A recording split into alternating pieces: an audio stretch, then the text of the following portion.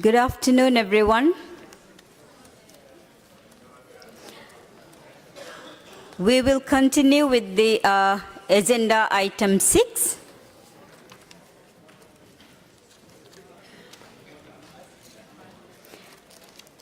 And I will continue with the list. And on my list, we have EU first. EU, you can have the floor. And our team members are ready as well.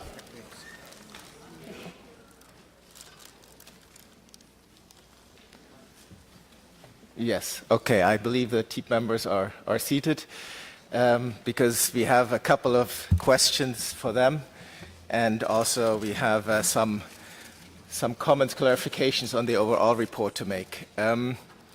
So let's start with a question for the H-talk on halons.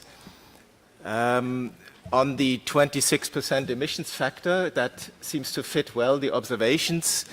So what explanation can you give us, what speculation, how such a high emission factor is possible? That would be, because it's much higher, of course, than usual, and what we have for other feedstock sources, how could that, if that is actually all coming from feedstocks, what could explain such a high factor? For the MB talk on methyl bromide, we mentioned that there is the talk mentions that there's a gap between production and consumption for QPS. So what is needed for the MB talk in order to better understand this issue and to make the numbers line up? On foams, on the alternatives, we would like to mention that there is in the Netherlands, in the EU, a process where old foams are recovered and the ODS and HFCs destroyed therein, and then the foam matrix is reused to make new foam. We just wondered if the TIAB was aware of this new. Otherwise, we'd be happy to provide this information. For the R-talk, we have a question. There are standards that recently have been updated, IEC 60335-289 and 241 in the area of commercial refrigeration, one in the area of air conditioning. And we would like to know how these standards, in your view, will affect the introduction of flammable refrigerants, in particular A3 refrigerants in commercial refrigeration and in air conditioning, and what that means for the use of these substances in the future. So a final question, this is more an overall question on the issue of TFA and PFAS. If the TEEP is aware of the recent proposal to regulate TFA by ECHA due to the proposal to ECHA due to reproductive toxicity effects and the underlying studies for that. And a bit linked to this issue, we also have some clarifications to make for the benefit of the parties, and we're happy, of course, for the TIAB to react on the issue of PFAS as dealt with in the report. First of all, we want to remind that a basic principle for environmental law in the EU is the precautionary principles. And when this Vienna Convention and the protocol was started in the 1980s, there was not full certainty on the effects and processes in the atmosphere. And even though there wasn't this certainty, people started to act, and we are much the better today because they did act at a point in time when the science was not fully clear. So the same precaution is something that is being applied to the PFAS issue. We know that the whole family of PFAS is very persistent. It's very difficult to get them out of the environment once they're there.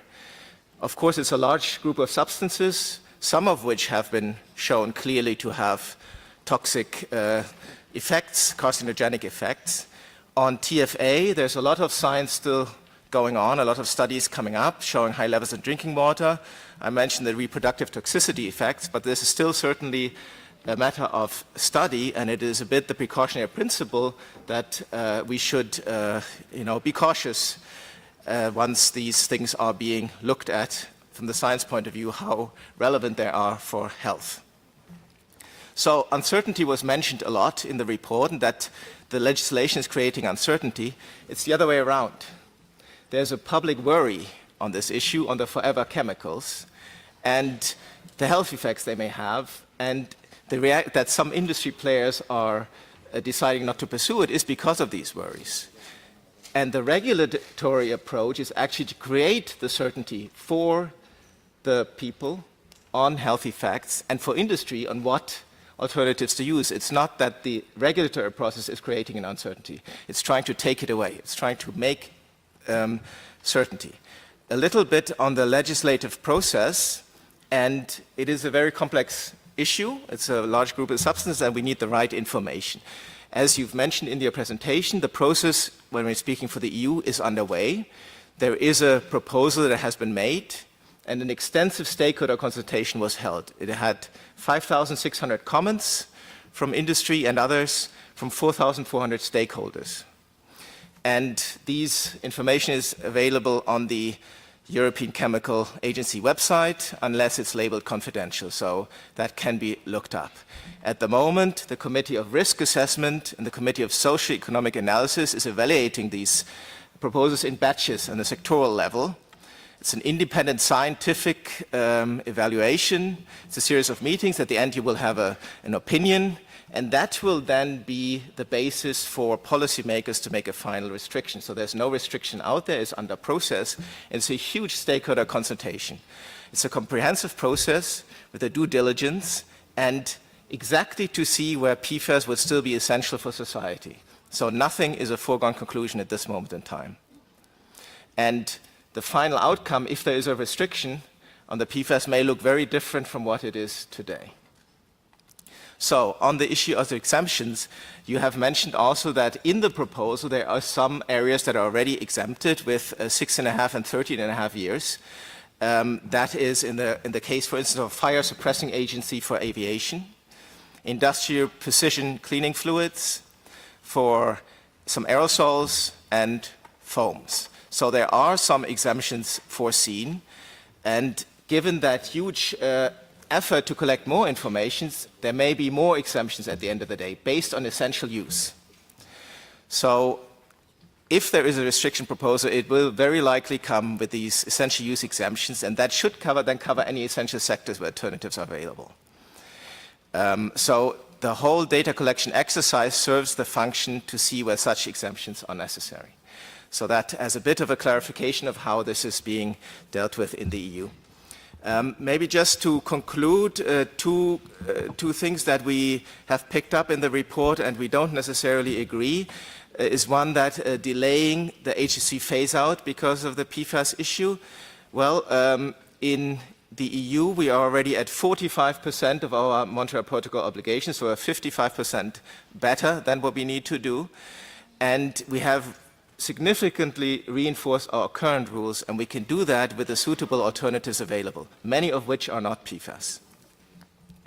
And smaller equipment, both in refrigeration and air conditioning, are moving to alternatives that are not PFAS.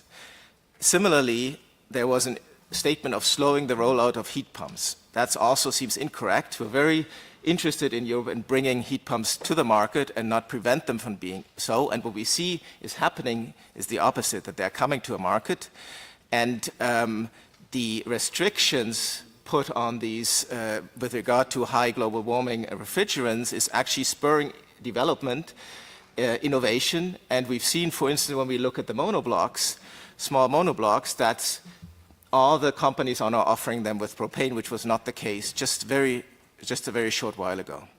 So just to conclude here, on the PFAS issue, the regulatory wants to provide clarity for industry and for the citizen, and certainly because this is an issue linked to health and environmental health. Thank you. Thank you, EU. And now I give the floor to Saudi Arabia.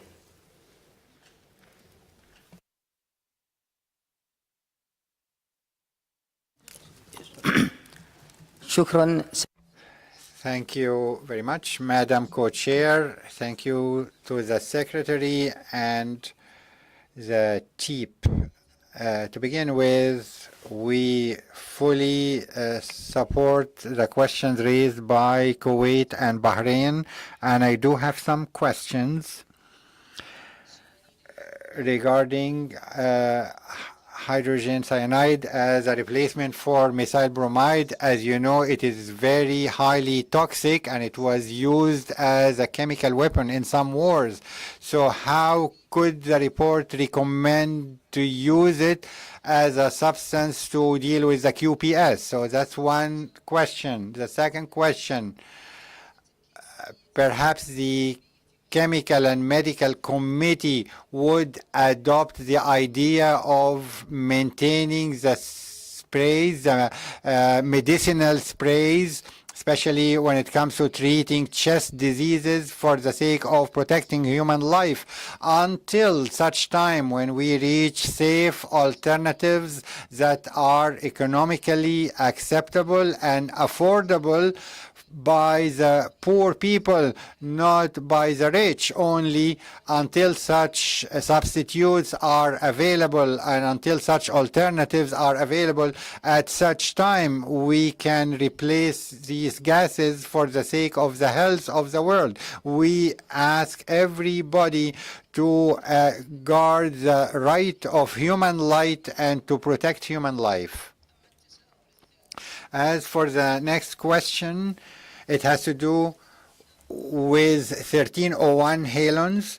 I believe that the best proposition is to encourage countries to be strict with the safety measures when it comes to dealing with this halon, which is the effective material in fighting fires in aviation, and to keep it through recycling in order to maintain the global reserve until such time when you have safe alternatives that could be used in the aviation. Again, with the security measures in mind in all our recommendations, because unfortunately I have not seen in any of the reports, I have seen any documents that refer to the safety and security measures when it comes to the individuals or the personnel that deal with such chemicals. As you all know, we live with these chemicals from the time we're born until the time we die. We live with these in the water we drink, in the food we drink, in the clothes we wear. So it is the medicine and it is the killing agent at the same time. Thank you very much. Thank you, Saudi Arabia. And now...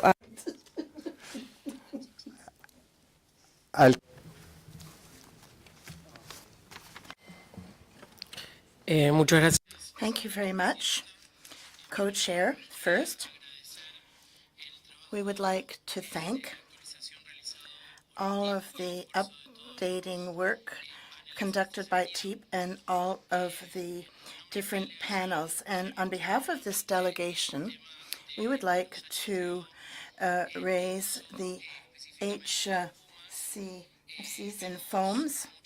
We have much concern, and we see that in the TEEP document, there is a certain normalization of HFOs, and this catches our attention, and this ever since the last meeting of the Executive Committee. This delegation presented a CRP, and the decision was adopted by the committee, and it had to do with the availability and investment plans and abilities of enterprises, and a document was also presented prior to the EXCOM meeting.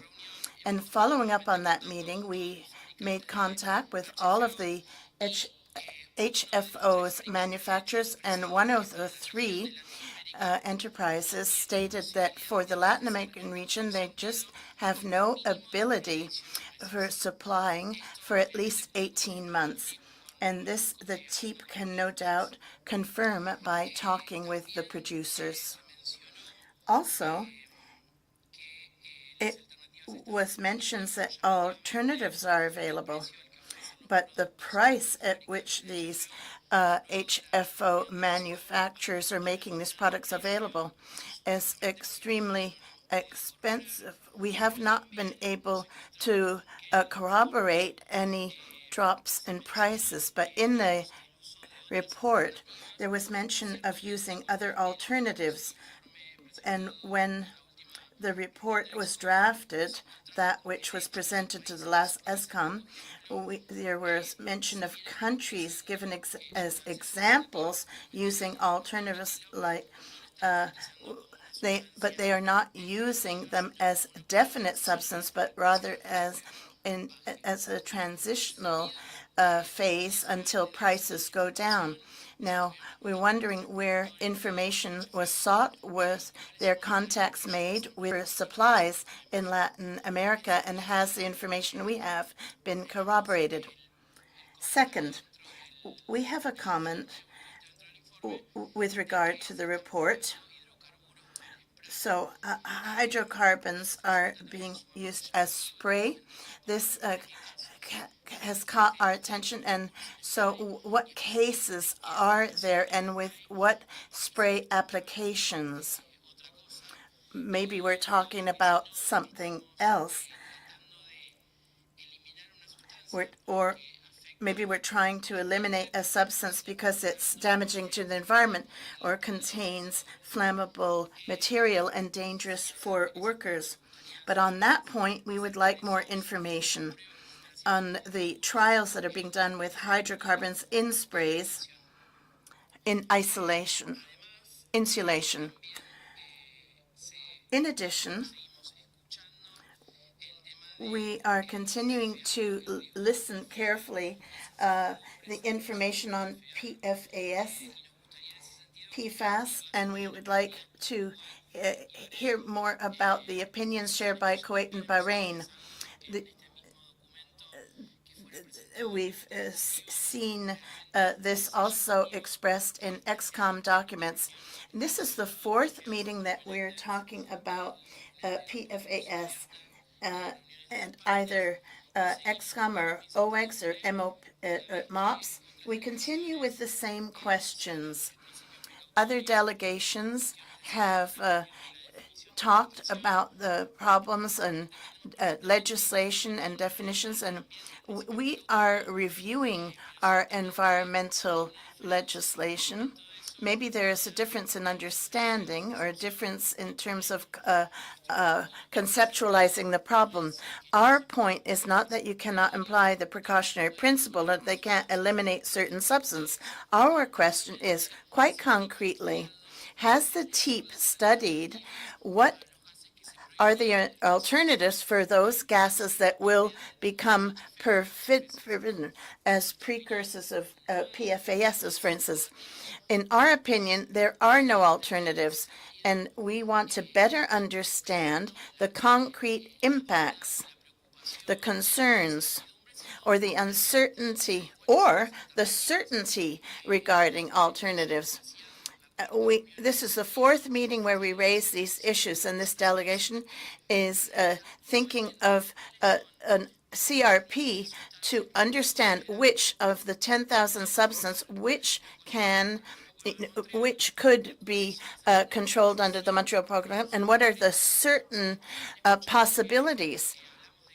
We've heard about hydrocarbons, and then we hear these cannot be used, and then we see alternatives such as water.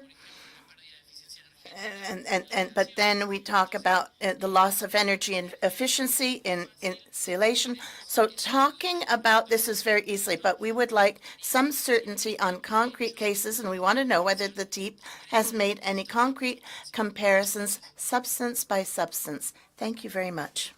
Thank you, Argentina. And now I give the floor to India.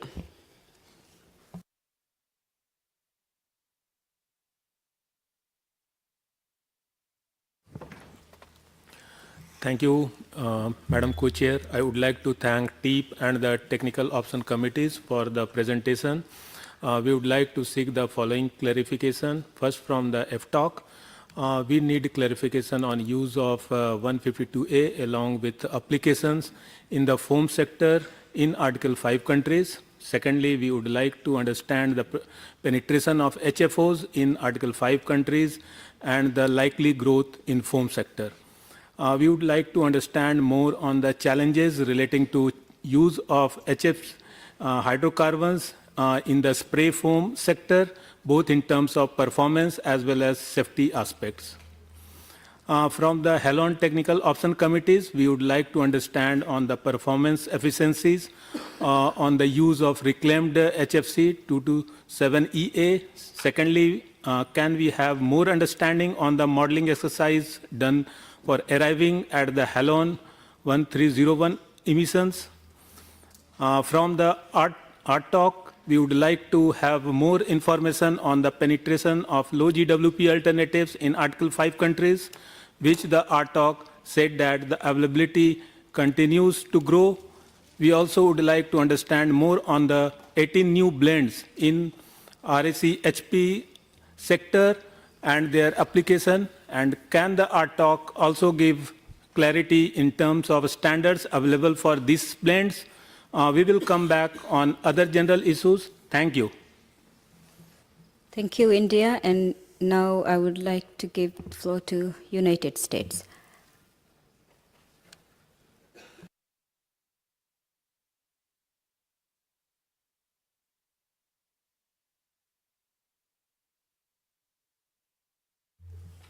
Thank you. Thank you very much, Madam Co-Chair.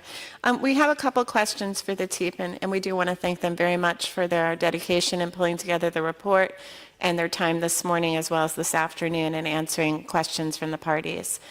Some of these questions I'll be brief because some I have heard other delegations already express them, and so I'll just try and maybe say the points that we think are different. Given the discussion that we heard on the change in the emissions factors from the MC talk, that could be part of the reason why we're seeing a higher level of emissions potentially from feedstock. We'd like some clarification around that. Was there any retrospective look using those emissions factors, or are they using it for the data they provided and going forward?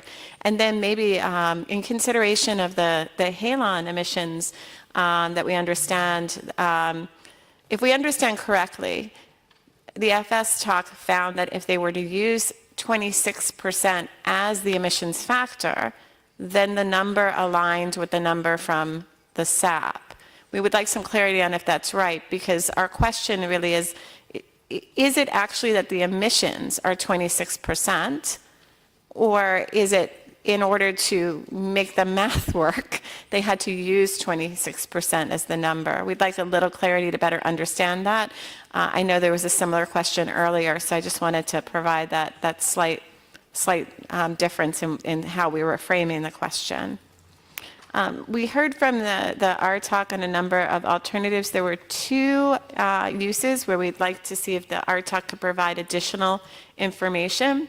One was with regards to electric vehicles, and if we understood correctly the information the RTOC provided, it seemed to maybe make a distinction between what we think of generally as motor vehicle air conditioning and cooling for electric vehicle batteries.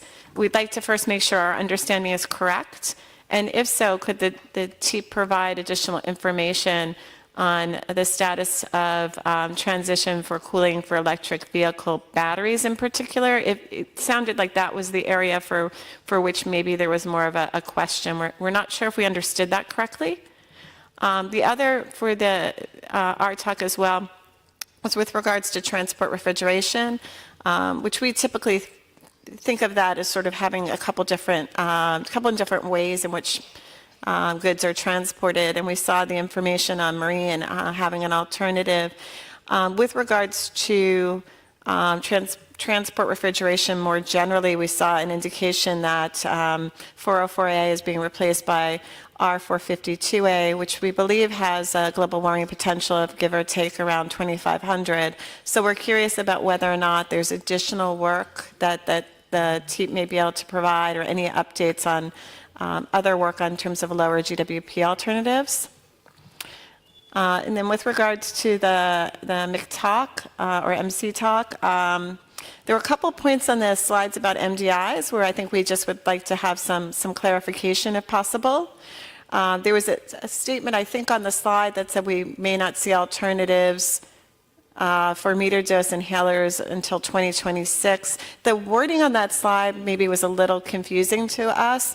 We wonder if the TEEP could maybe help us clarify. We were wondering if perhaps that was more, you don't anticipate any sooner than 2026. It wasn't clear to us if you meant no later than or no sooner than 2026 for alternatives to metered dose inhalers. So that was one clarification. There was a second point that we saw in relationship, I think it was in a later slide that may have been more on PFAS, but was talking about its effect on the HFC phase down, and in particular with regards to MDIs. And we just would, again, it may be just the wording on the slide as opposed to the longer discussion that's in the report.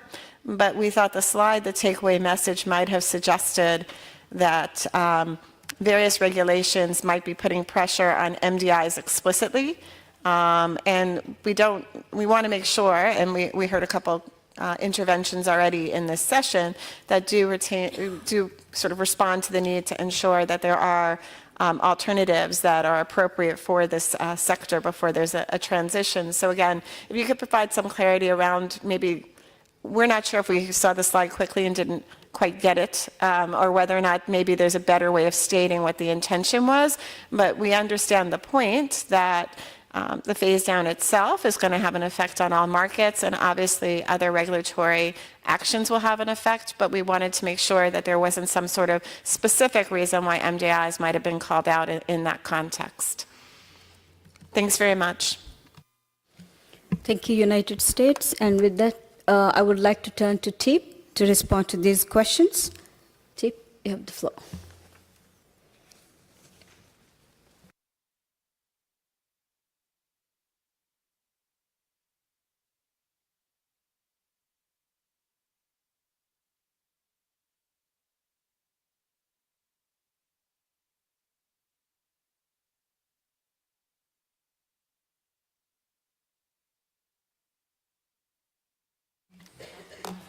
Okay, we'll do our best to answer the methyl bromide questions first. The first question we had was from the EU as to why the production was greater than consumption over a period. I think it was from 2015 to 2022. We had about 600 tonnes a year extra of production versus consumption. TEEP's probably not in the best position to answer that from the point of view of statistics, because we don't gather those. We just use the data reported to the Ozone Secretariat. However, we are aware of that consumption is made up of production plus imports minus exports, and it's always hard to monitor the imports and the exports, but it seems like it might be easy to measure production. We do know of a situation where trade import data is at least 25% greater than the government reported data. We also know of countries where there's methyl bromide brought in by one country, distributes to another, but the other country does not report. And so it's really up to the parties to report those issues better and have processes in place to get those recorded, not us. The second question was from Saudi Arabia about HCN, which is a very toxic product for humans. Yes, it is. HCN's been traditionally used for over a couple of hundred years as a product. It's actually natural, it's occurring, comes from fires and plants. But at very, very low levels, the companies that register these products make sure that they've got safety, that they've got training, they've got protective equipment so that they can be used safely. And HCN is generally used for structures that are empty. You never have people anywhere near these fumigants. In fact, most of the fumigants, you never have people around them. And we don't assess their applicability. That's done by the health and safety agencies of the various countries and the environmental agencies. And if they're registered and they're effective, that's what we look at from recommendations by us. So I hope that answers the question, but the companies now are developing new, much safer application technologies for these chemicals that are nasty and for humans, and hopefully they can be adopted safely. So if there's anything further, Saudi Arabia, that you'd like, we can talk to you bilaterally. With that, hand over to the next member. Thank you.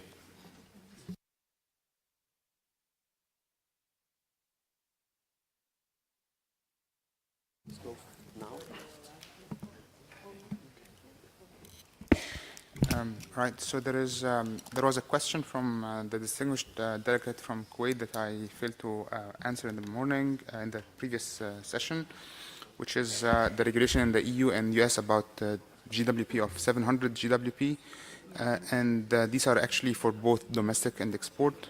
So this is national regulation, but it applies for both. In terms of response to the distinguished delegate from the EU, the new standards would allow for larger flammable refrigerant charge. These apply for equally for A2L and hydrocarbons, although they allow for larger charges for A2L refrigerants, and would expand the use of flammable refrigerants in RECHP applications. We have to be careful because these standards are not yet applicable. They are going to get into force in the near future and will be assessed in the 2026 assessment report.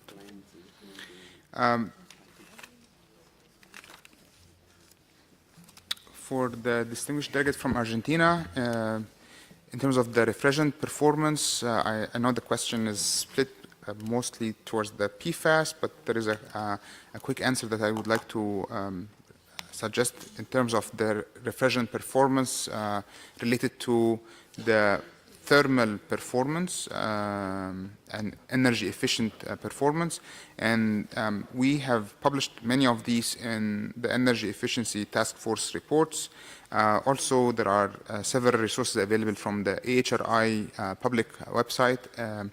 And also there were several U.S. Department of Energy published work on this.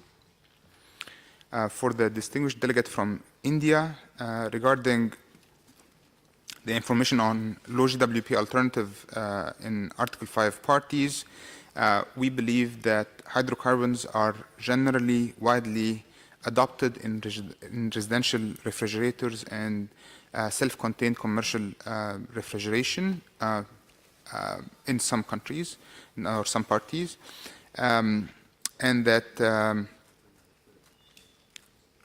with the new standards being on the market, there will be expansion towards the lower end or smaller end of the air conditioning applications. In terms of the refrigerant blends, in section 6.2.2, we have listed all 18 new refrigerant blends. Also, other refrigerant blends were listed in the 2022 assessment report. So all the blending composition are available along with the global warming potential, ODP, and other pertinent information. In terms of standards, the same standards that apply for single component refrigerants apply for the refrigerant blends. Nothing new applies. For the distinguished delegate from the United States, when we talked about the electric vehicle, we wanted to, rather than just consider mobile air conditioning using the standard refrigerant, which is HFO1234YF, look into synergy opportunity by considering all thermal management opportunities, including electric battery cooling or cooling for electric batteries, and also mobile air conditioning. And that is why this synergy is creating this new concept for the chapter, which is what we call the electric vehicle thermal management. With transport refrigeration, while the industry has moved to R452A, still a relatively higher GWP alternative, additional work is being done on R744 or carbon dioxide and hydrocarbon 290. This is not widely adopted, but work is in progress. Thank you.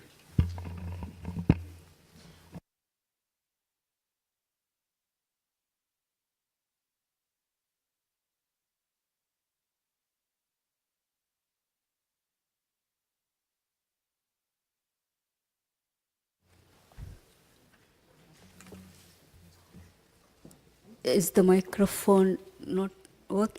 Technicians, could you please give the floor to Tip? Thank you.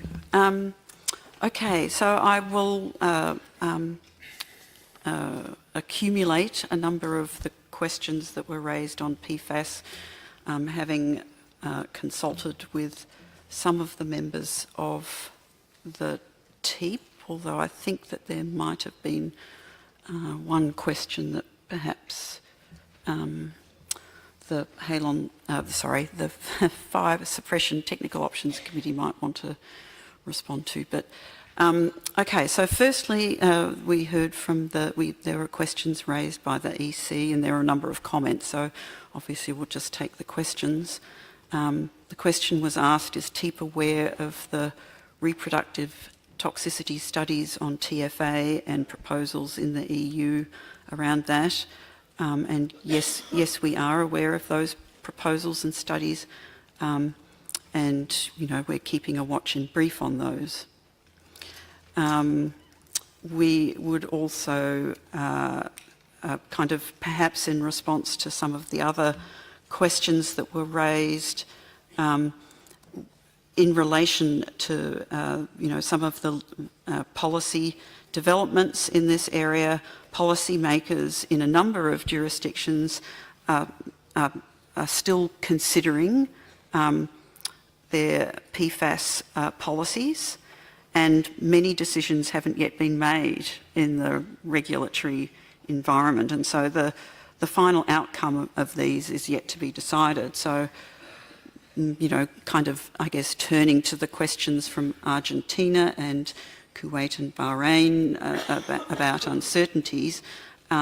Yes, there are uncertainties in the regulatory environment, but what we can say is, because things haven't been decided, but what we can say is that a number of companies that we're aware of through the TEEP, and this is in our role in forming parties, we wanted to let you know that a number of companies are already indicating that there have been delays in decision making as a result of some of these policy developments, because they're waiting to see what will happen, and they don't want to make investments without that regulatory certainty. So we will continue to review the situation and update parties as necessary. There was also from Argentina a question about, are we aware, it was about precursors to trifluoroacetic acid and their salts, and I refer the distinguished delegate from Argentina to the Environmental Effects Assessment Panel report from 2022, which lists the precursors to TFA. Then from the United States, I'll turn now to some questions related to MCTOC or MACTOC, as some people like to say. That one of the questions related to the change in emission factors that we've reviewed over the last couple of years, and whether we've taken a retrospective look at emissions as a result of that change in emission factors. No, we didn't go back and do a kind of retrospective trends analysis of emissions based on those new emission factors. We're just using those moving forwards. And I think the other part of that question related to I think, and correct me if I'm wrong, whether the increased emission factors were somehow related to the higher emissions that are being, or are related to higher emissions from feedstocks. I guess in terms of the calculated modelling, yes, the higher emission factors will, by their very nature, lead to higher emissions from feedstock users because we're using a higher emission factor. But, you know, in our report on agenda item 3, we kind of compared those feedstock emissions from for the substances that we could, and compared those against actual emissions in the atmosphere. And I don't know if I'm answering that question correctly. So I'll move along. Also, you asked whether the MCTOC could clarify one of the slides where we said the first lower GWP MDIs may not reach the market until 2026. To clarify that language, it would, you know, the implication is no earlier than 2026, although a number, 3 companies, I think, have said that their registered clinical studies for 3 inhalers are due to complete in 2025. So we've made our best estimate that they may not reach the market, and the may, because there's some uncertainty there, no earlier than 2026, because there are regulatory processes to go through.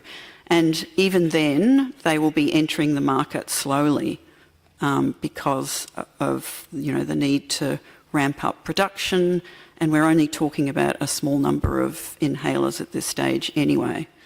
So it's not like, you know, come 2026, we'll be transitioning millions of, I think it's 800 million inhalers over to lower GWP MDIs. That will take a much longer time.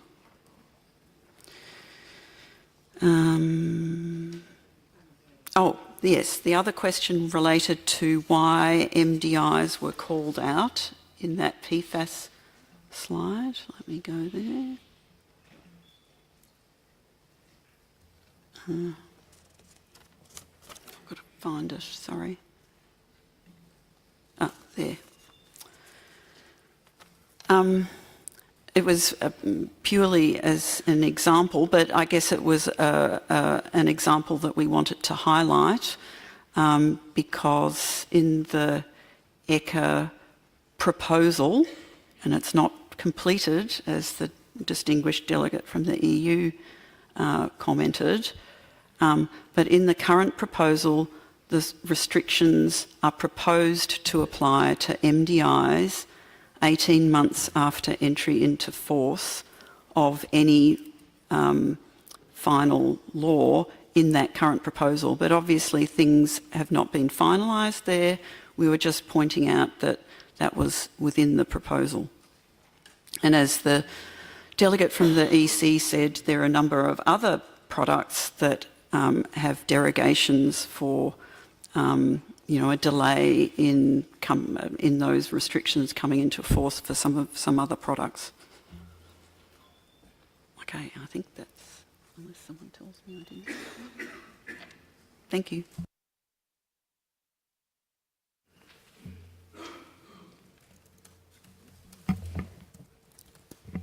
Are you done with the answers?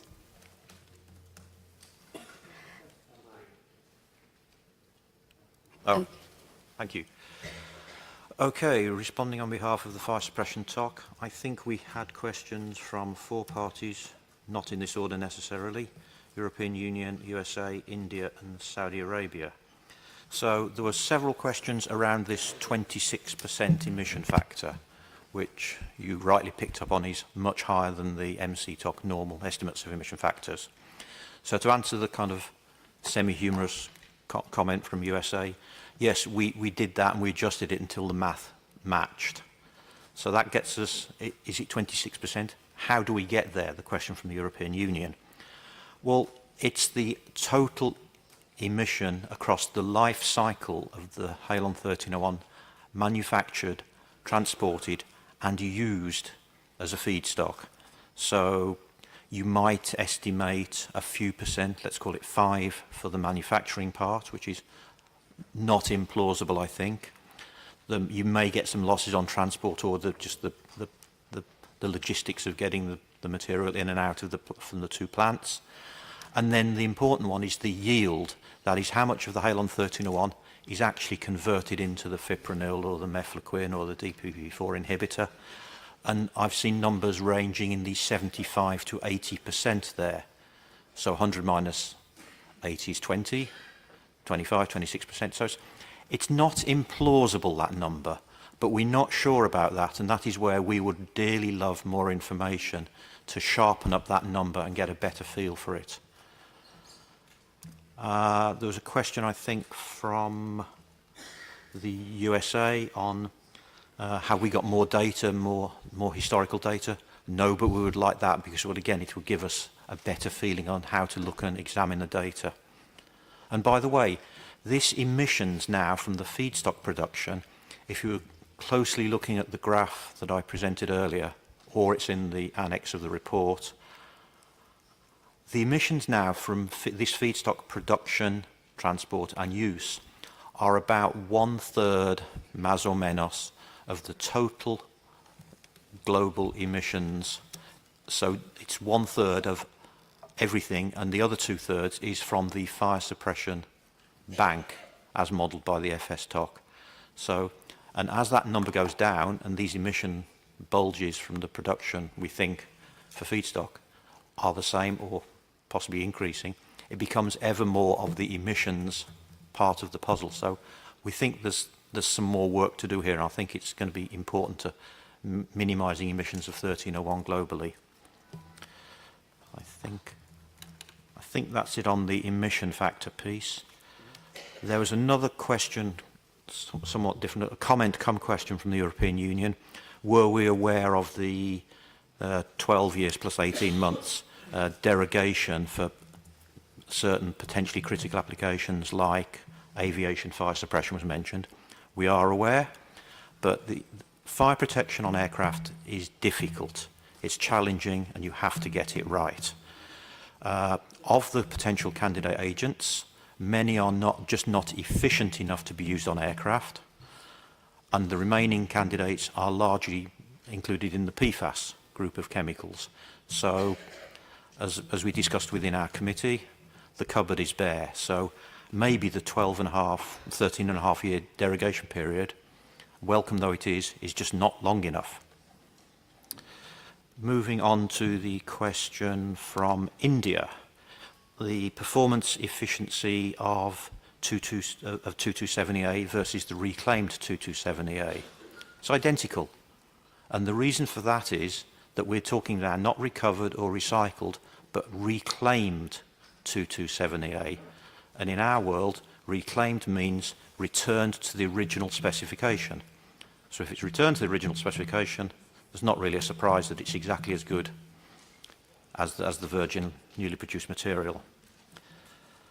The other question from India is complex. In the interest of time, I'm not going to try and explain how the FS-TOC model works.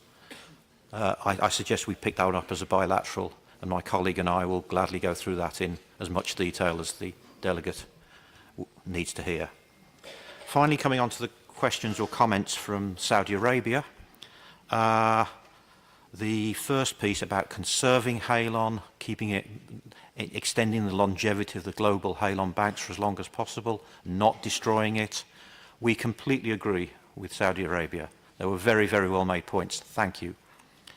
The second piece, safety and security, we might not use those terms exactly in our report, but we do talk about the other performance factors. You've got the fire suppression performance, the space and weight claims, and above all, toxicity. And these, I think, are the safety and security aspects that the delegate was referring to. And these are, again, one of the reasons why replacing halon, particularly in aircraft fire applications, is just so hard. And I think I've made my points. Thank you very much for your attention.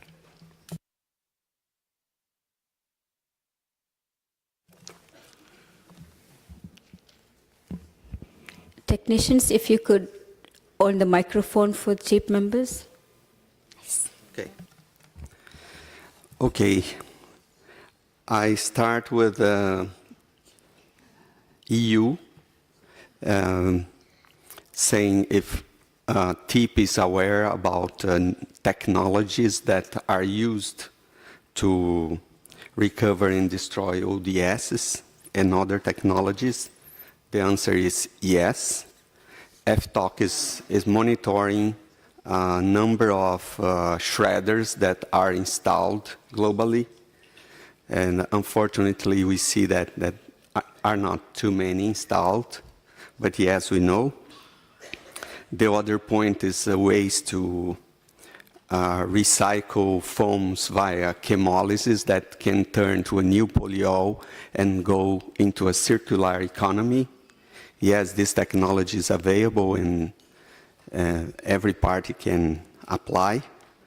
And the third point that we are monitoring is how foams in the end of life of buildings can be put in a circular economy. There are only few cases where they are used to produce new blocks and produce roofs and panels to be reutilized. So this is the point. Then I move to Argentina. Basically, I separate in 2 or 3 points. The first one is availability of HCFOs and HFO. Based on our understanding, material is available. We, based on our knowledge, companies that are producing HCFOs are keen to supply the market. They have 5 plants, or better, 6 plants up running. And if you see in their sites, they are saying material available globally. Of course, you may have discussed with one company that still have a plant that is not ready yet. So they work in a system like take or pay because their availability is very limited. So this is the point related to availability. The second point is related to formulations. I would like to comment that in the last 2 years we had a great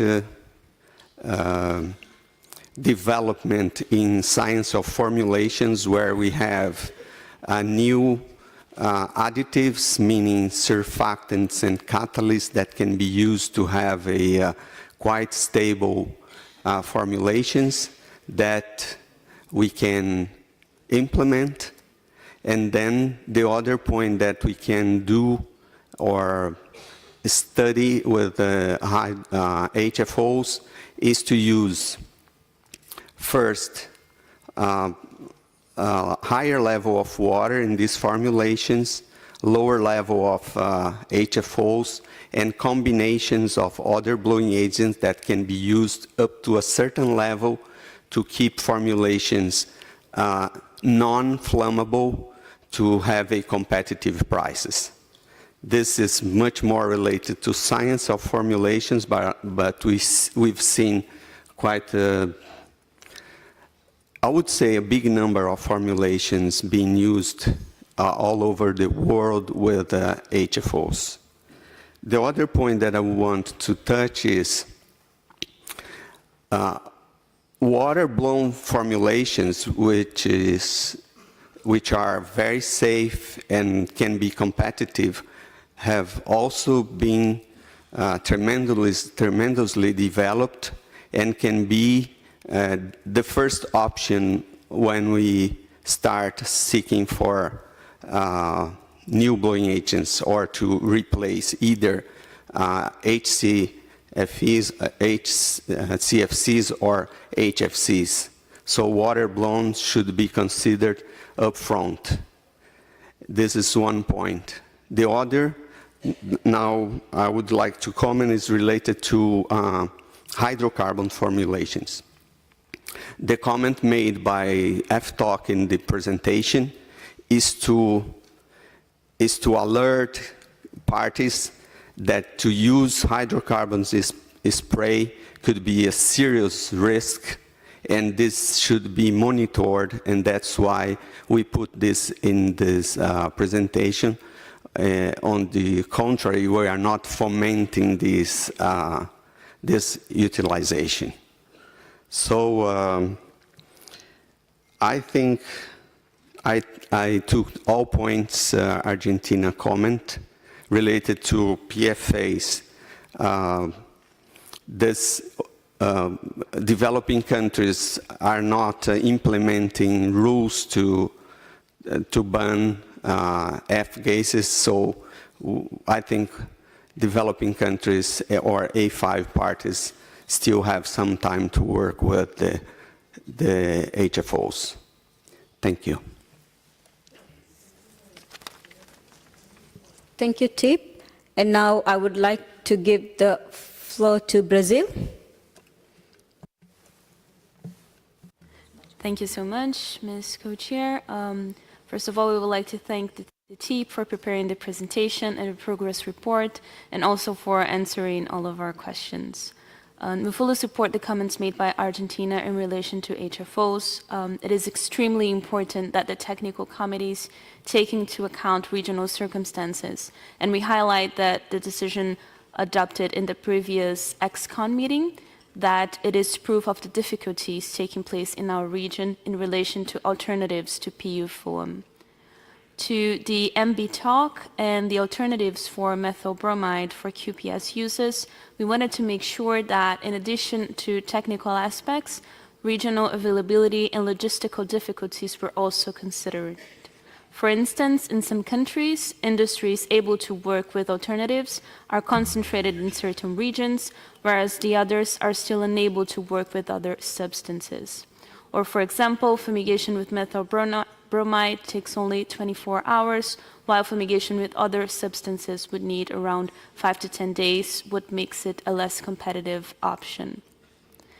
Also, still for the MB talk, it seems from the presentation that the main concerns expressed by the committee were related to non-compliance, but in the progress report, they mentioned, and I quote, "Since alternatives are generally available for pre-shipment applications, and owing to the confusion of the uses which satisfy the pre-shipment category, parties are urged to consider removing it from the QPS definition and only allowing exemptions for quarantine pass situations."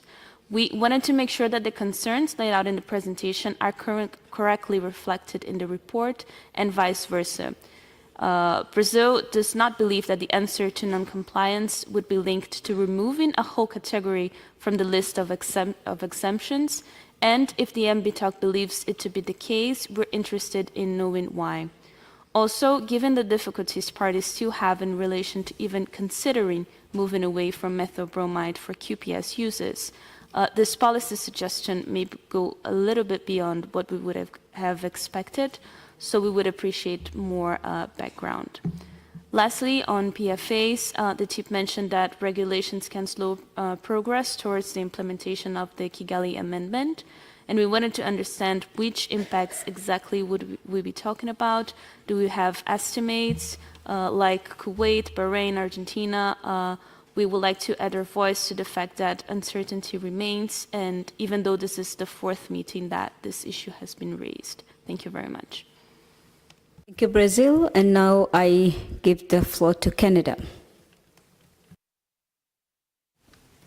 Thank you, Madam Co-Chair, and thanks to the TEEP and the technical options committees for the great work of the progress report and for the presentation this morning. It is very informative.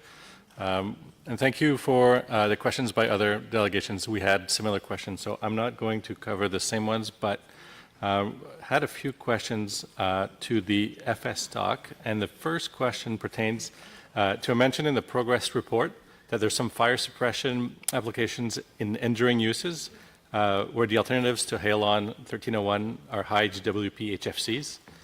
And then there are some concerns that these fire suppression applications could be at risk of having to revert back to Halons. So we had a question to the FS doc if they have any information on what those specific applications are and what would be the impact on the run-out dates of Halon banks.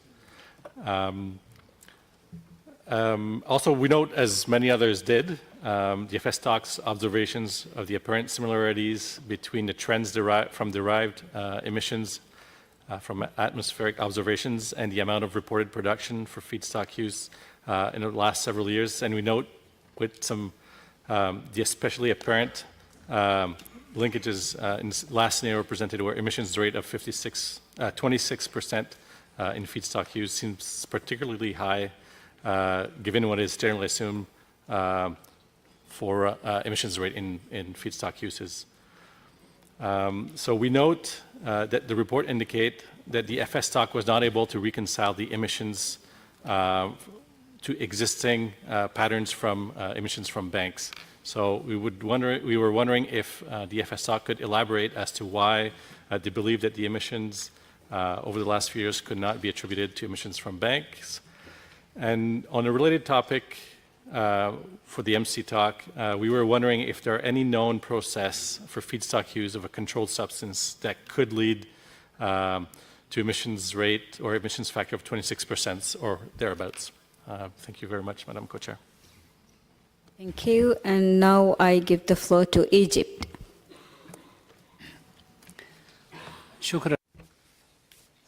Thank you, Madam Co-Chair. I speak for the first time, and therefore I would like to extend my thanks to the Ozone Secretariat and all the employees who have contributed to the preparation of the documents that we are discussing.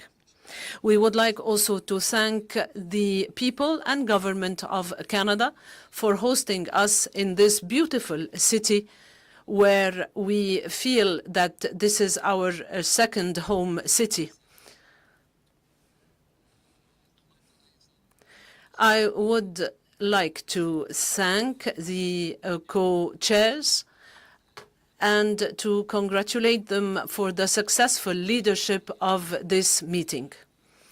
I would also like to extend my thanks to the TEEP and SAP, as well as all the talks for the reports prepared, which are indeed rich in information that is useful for us in our work. I might be the last speaker, and therefore I would like to focus on 3 points. First, regarding the FTOC, especially the 6th slide in the presentation that mentioned that some Article 5 countries and non-Article 5 countries have used other alternatives for HFCs because of the economic cost and criteria. Such countries might have projects transitional projects in order to use such alternatives. And therefore, my question is, when these countries transition to non-fluorocarbon substances, you know that the IOC it's different. There might be a difference between one alternative and the other, and I don't know if this is the right place to speak about this matter. However, I just wanted to mention this. My second point is addressed to RTOC, especially the 22nd slide in their presentation. The report mentioned challenges in the selection of alternatives to the electric vehicles ACs. What's the difference then between normal vehicles or cars and electric cars, and what are these challenges? The third point that I would like to raise regarding TEEP's work and what was mentioned in the 36th slide. The report mentioned the need of the technical options committees, the need for volunteering specialized experts, especially as a result of the depletion of such experts and the shortage of the experts because of certain financial constraints. However, we do understand the importance of the volunteering expert work for our activities. The report also mentioned the necessity to consider the provision of financial assistance and support to the qualified experts that we may need, especially if they were from non-Article 5 countries. As for the need for new qualified experts, I believe that the problem is how do we look for such experts in the non-Article 5 countries. However, in the developing countries and the Article 5 countries, there are so many brilliant brains and qualified experts at the highest level of knowledge. The problem is, how do we reach these people and how do we attract them so that they would volunteer to work as experts? I believe that if we find the right way to reach these people, they will be ready to volunteer. In my opinion, there might be a way or several ways. Maybe a developing country may select or nominate a number of experts, and this has happened before in cooperation with TEEP. Or there is another way. Sometimes TEEP members may know that there are certain experts in this or that country who have the expertise and who have the qualification, who have had studies published, who have contributed to international studies, and thus TEEP members can help in the outreach so that we can reach those peoples and discuss who among those experts might be the suitable ones to join our endeavors. And I come to the end of my intervention, and thank you for your attention. Thank you, Egypt. And now I would like to give the floor to Zambia, and we have one more, Trinidad and Tobago. After that, we will give the floor to TEEP. Zambia. Oh, thank you, Madam Co-Chair. Actually, it's Zimbabwe. I don't know, maybe the mic or the positioning of the technology. Nevertheless, thank you so much, Madam Co-Chair. And I also want to thank the Ozone Secretariat and the Government of Canada for the excellent arrangements for us to have this meeting. My issue is directed to the MB talk. I note with great appreciation that Article 5 countries have not applied for critical use nominations. And I wanted the MB talk to share with us maybe experiences from countries that have faced methyl bromide on how the issues of handling empty methyl bromide cylinders were handled, or the disposal were implemented, because we have a lot of these cylinders, and considering that some have residual methyl bromide and chloropicrin. So maybe if they can share with us those experiences on the disposal of empty methyl bromide cylinders. Thank you so much. Thank you, Zimbabwe. And now I would like to give the floor to Trinidad and Tobago, the last one on my list. Thank you, Madam Co-Chair. As this is the first time our delegation is taking the floor, I would like to extend my sincere gratitude to those in Secretariat for their exceptional efforts in organizing and convening this meeting. I also wish to express my thanks to the host country, Canada, for the warm welcome and hospitality in this beautiful city of Montreal. Furthermore, I would like to thank the TEEP for their comprehensive update on the technical review of alternatives to HFCs. In particular, this delegation would like further clarification on the health impacts of PFAS. Most recently, at the Caribbean Network meeting for the National Ozone Officers hosted 2 weeks back, we were exposed to a presentation on the potential human health and environmental impacts of PFAS.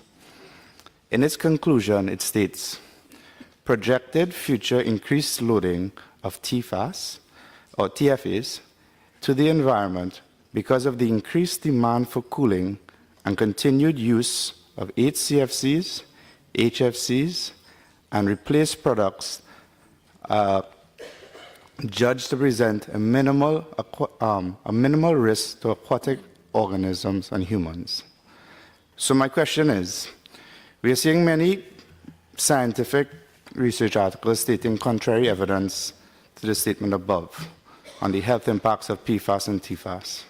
So can the TEEP, or the Environmental Assessment Panel, clarify the messaging we as national ozone officials should take on the issue of HFOs, PFAS, and TFAS? Thank you. Thank you. And now I would like to give the floor to TEEP.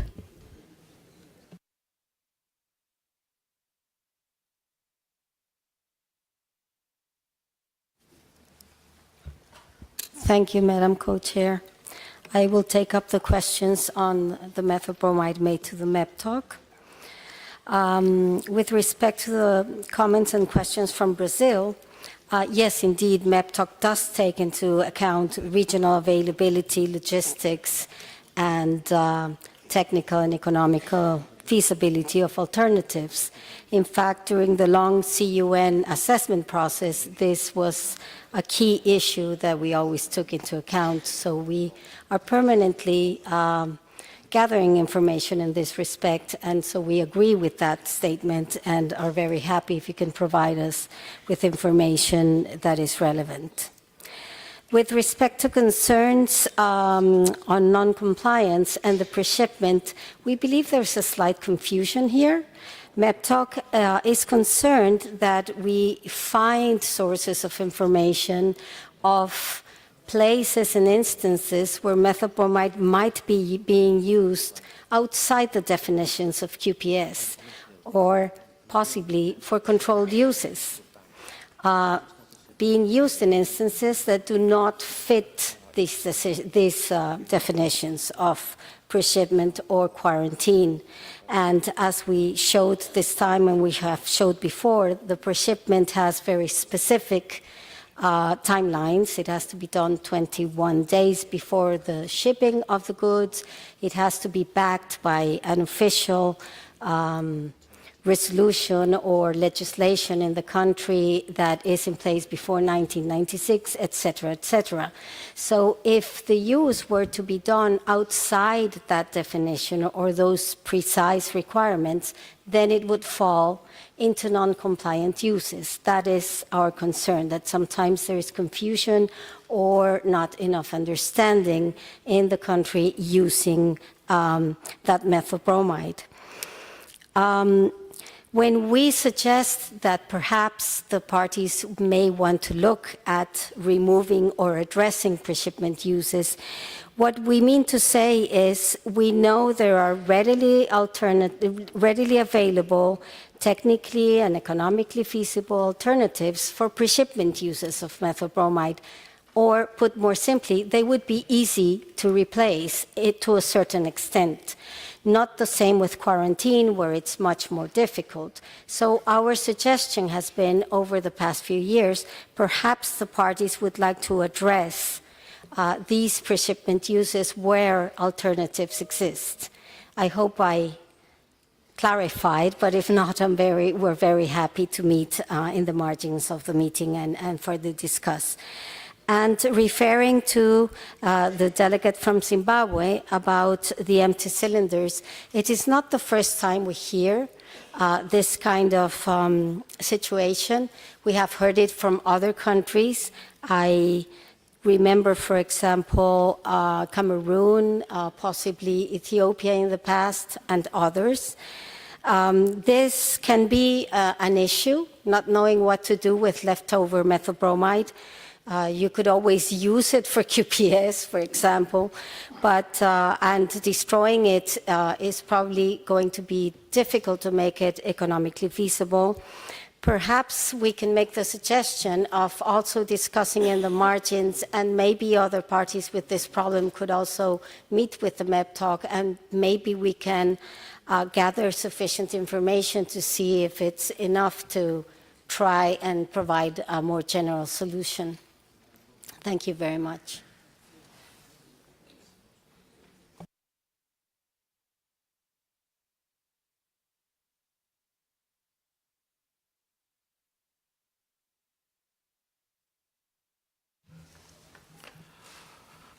Okay, responding to the question from Canada, I think it was in two parts really.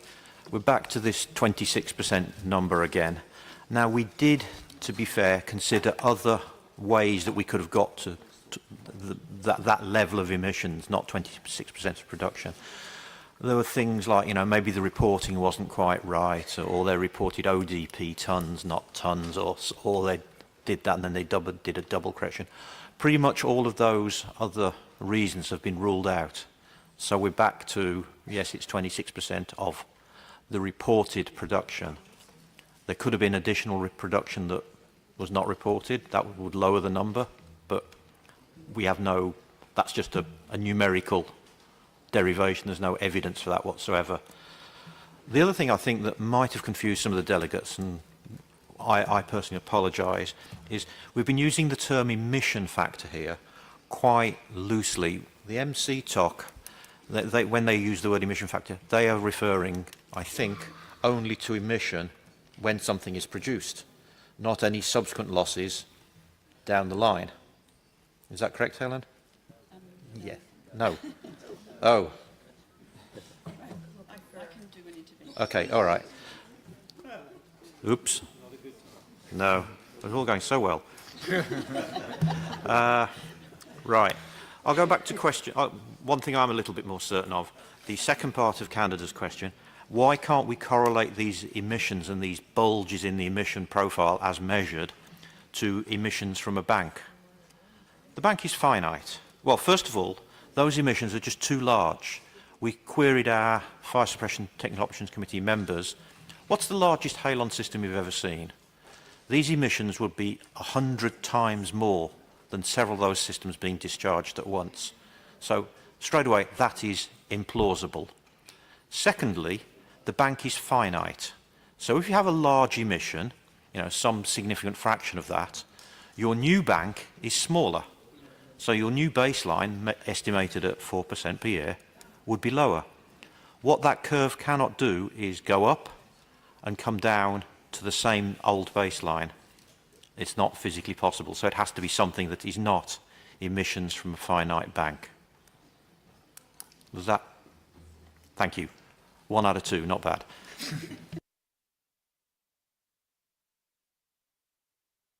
No, that's okay. Thank you, Adam. That was an excellent response. Okay, so I will pick up the question from Canada that related to, that specifically asked us whether there are any known processes with emission factors as high as 26%. And perhaps I'll just, because of the discussion, perhaps I'll just take a step back and remind parties of that the emission factors that we've developed, we've looked at kind of historic emission factors for historic manufacturing, and with the emission factors that we're applying now for modern day regulated manufacturing from production, supply chain and use of feedstock by weight of production. So we do have, we've looked at the older manufacturing facilities, and obviously they would have higher emission factors, but the ones that we're using to estimate emissions from feedstock production and use are for modern day regulated manufacturing facilities. So obviously, because we're talking about modelling, it's not exact. We're trying to estimate a broad range of substances and processes, and the modelling is helpful in making estimations to help you with your policy decision making. But then we're not providing you with exact answers. And it's a helpful policy tool. And obviously we refine that over time when we get new information. In terms of the 26%, again, if you look at the progress report, and specifically in relation to the Halon 1301 and the fipronil production, we said in the report that we didn't think that our most likely emission factors would be applicable for the use of Halon 1301 in fipronil production. We thought it would be less applicable, and the reasons for this are the differences in the way that controlled substances are used as feedstocks and the processes that are used. And for the fipronil, the little information that we have was that the relevant process flow sheets and patents relating to the process routes to produce fipronil indicate differences with the use of Halon 1301 feedstock. So there are small tonnage production where the Halon 1301 is being fed in excess, so more than you need necessarily to get the product, and also with lower yields, so that there would be excess Halon 1301 that would need to be recovered, recycled or incinerated. Now, obviously there's, so it's kind of plausible then that for that particular process you would have a higher emission factor than our generic most likely emission factors. And the same could be said for any small production facility, any semi-tech production facility, any pre-commercial pilot manufacturing facility, or an open process, because there might still be, for small production, for example, open processes where they're not closed and it's very emissive. So obviously when we use our most likely emission factors, we have to kind of try and estimate the most likely. That's why we called it that. But there will be circumstances where that emission factor does not apply, and it seems to be the case that that would be so for fipronil production.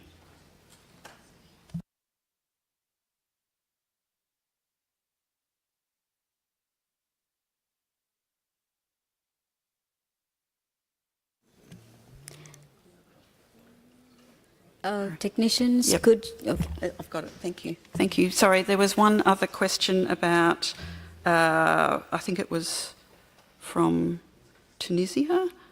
Yes, on PFAS and we would like to defer to the Environmental Effects Assessment Panel to respond to that question.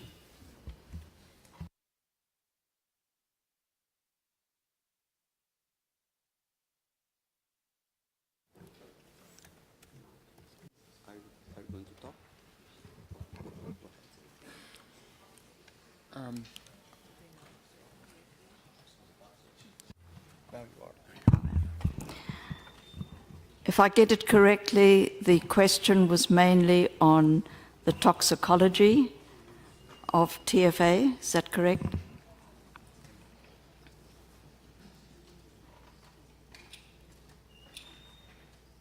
I think it was Trinidad that came with that. Trinidad and Tobago. If you could repeat the question for TF to understand it better.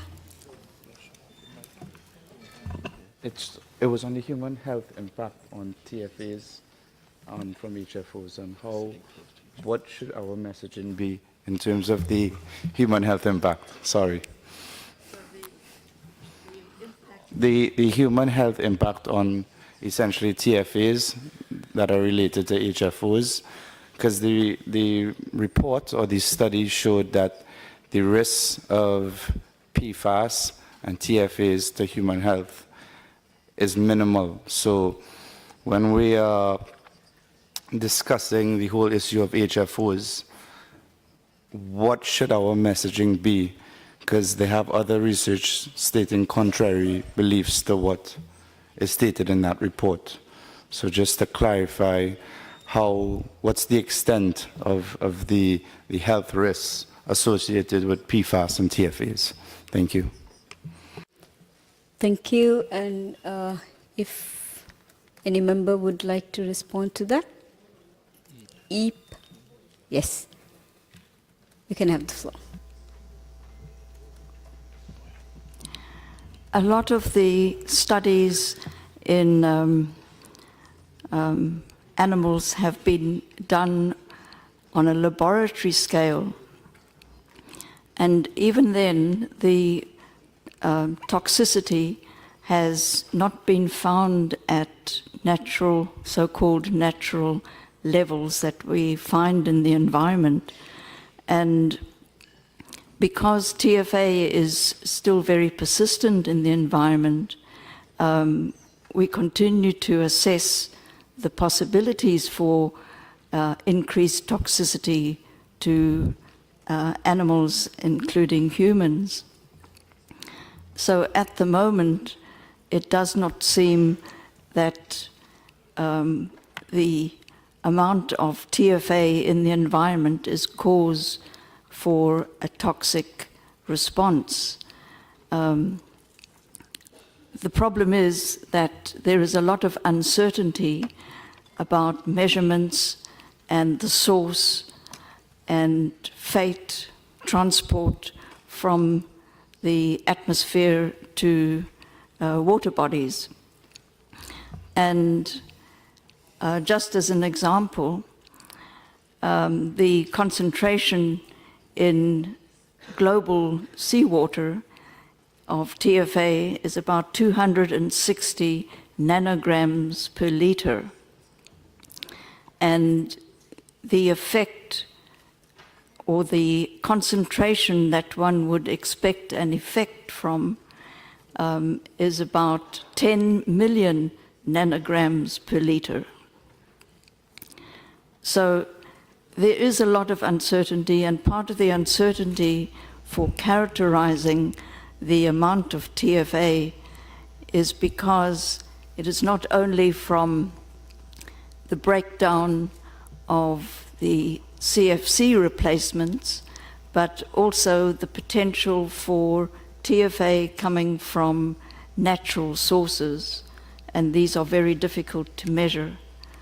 So at the moment, we don't see high toxicity.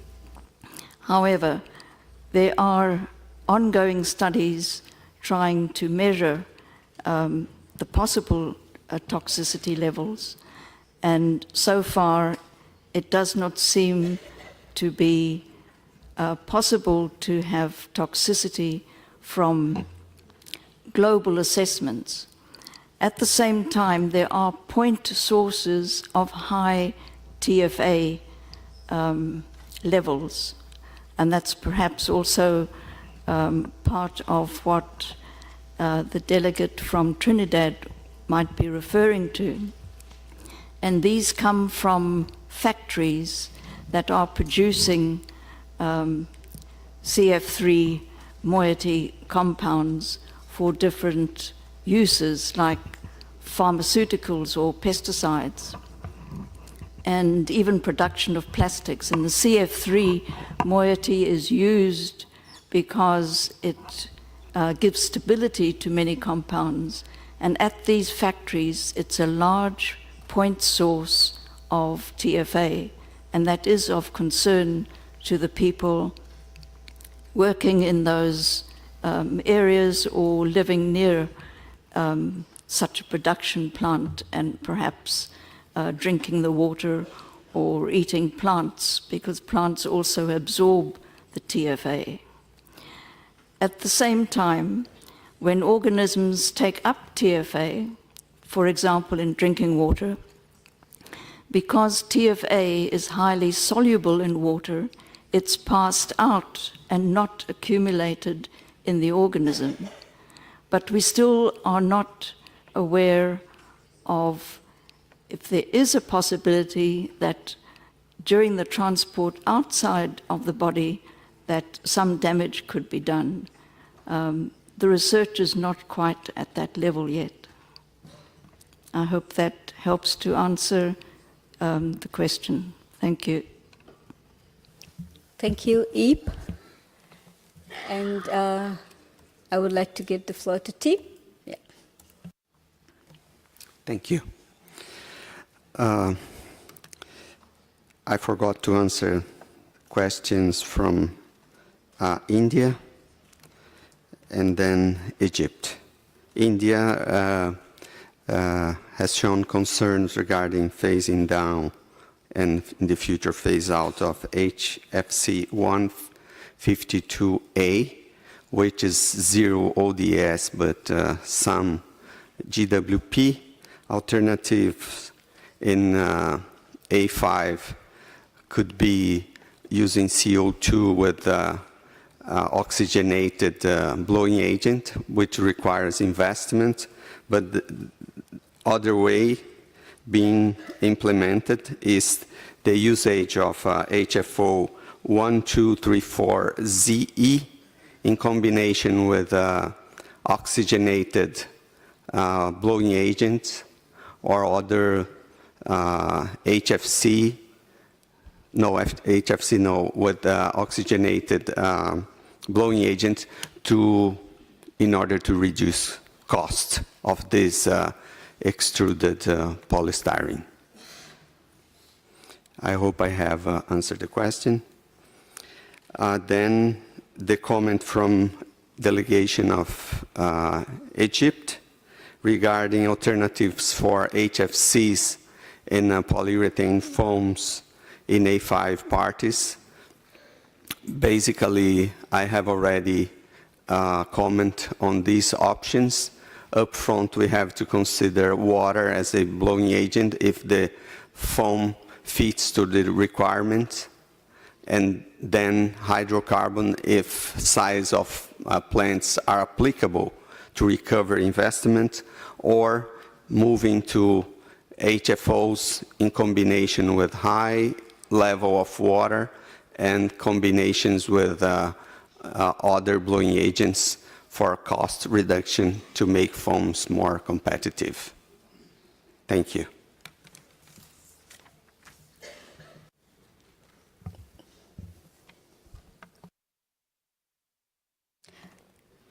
Technicians, if you could give the floor to TIP members.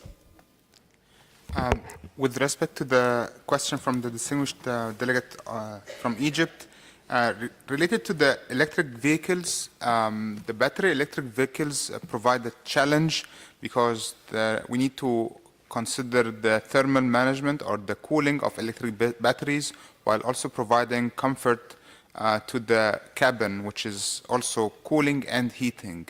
This in itself requires a holistic view of the system that is going to provide cooling and heating, and sometimes it's going to be a heat pump, not just an air conditioner that is going to be serving the battery electric vehicle, and that's why there is a need to review and revise that is why it's going to be different. Of course, current refrigerants, if just cooling the cabin versus cooling the cabin, the performance of the refrigerant should not be any challenge or any different. Thank you.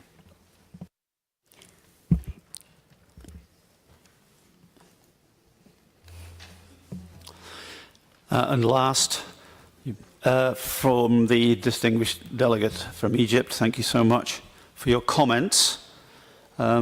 We thought that was a very thoughtful commentary that you made about some of the difficulties that we have of obtaining experts, particularly, well, from both non-A5 and A5 parties. Really important that you look at our matrix of expertise and get into bilateral discussions with us about potential candidates. We really do welcome these.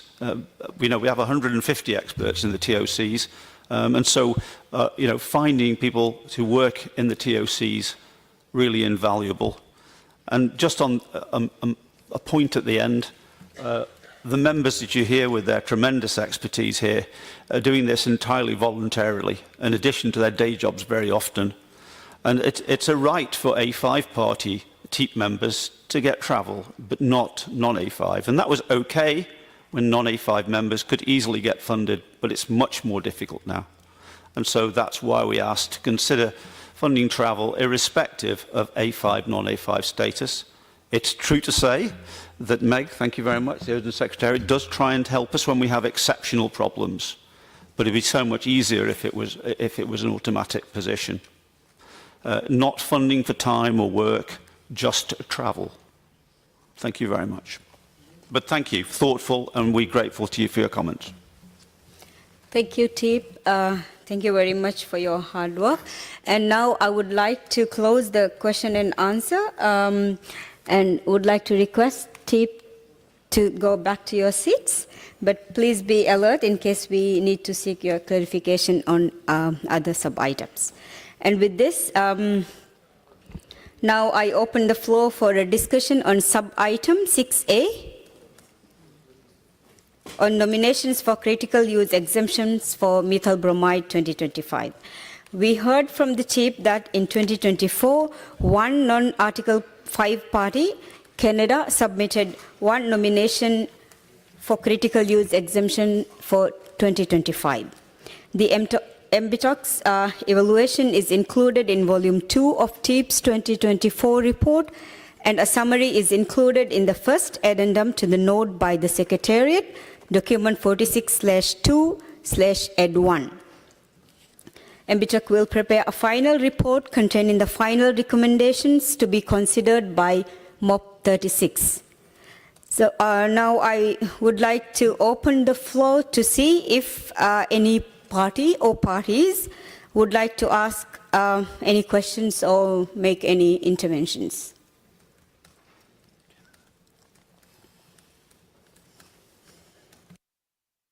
Canada, you have the floor. Thank you, Madam Co-Chair. And as the party nominating this year, we thought it would be appropriate for us to take the floor. First of all, we would like to thank the TEEP and the MBTOC in their work in reviewing the Canadian nomination, as well as the presentation that we have heard earlier. Canada recognizes the importance of demonstrating significant progress towards reducing the quantity of methyl bromide nominated, and Canada has committed to the phase-out of methyl bromide. Since 2015, Canada's sole COE has been for pre-plant soil fumigation in the production of strawberry runners on Prince Edward Island by a single grower, where chemical alternative fumigants remain unavailable. The nomination for 2025 is 2.85 tons of methyl bromide and represents a 26% reduction from the amount authorized for 2024 by Decision 3515. and is significantly less than the 5.3 tons that would be required to fumigate the entire acreage under business as usual scenario.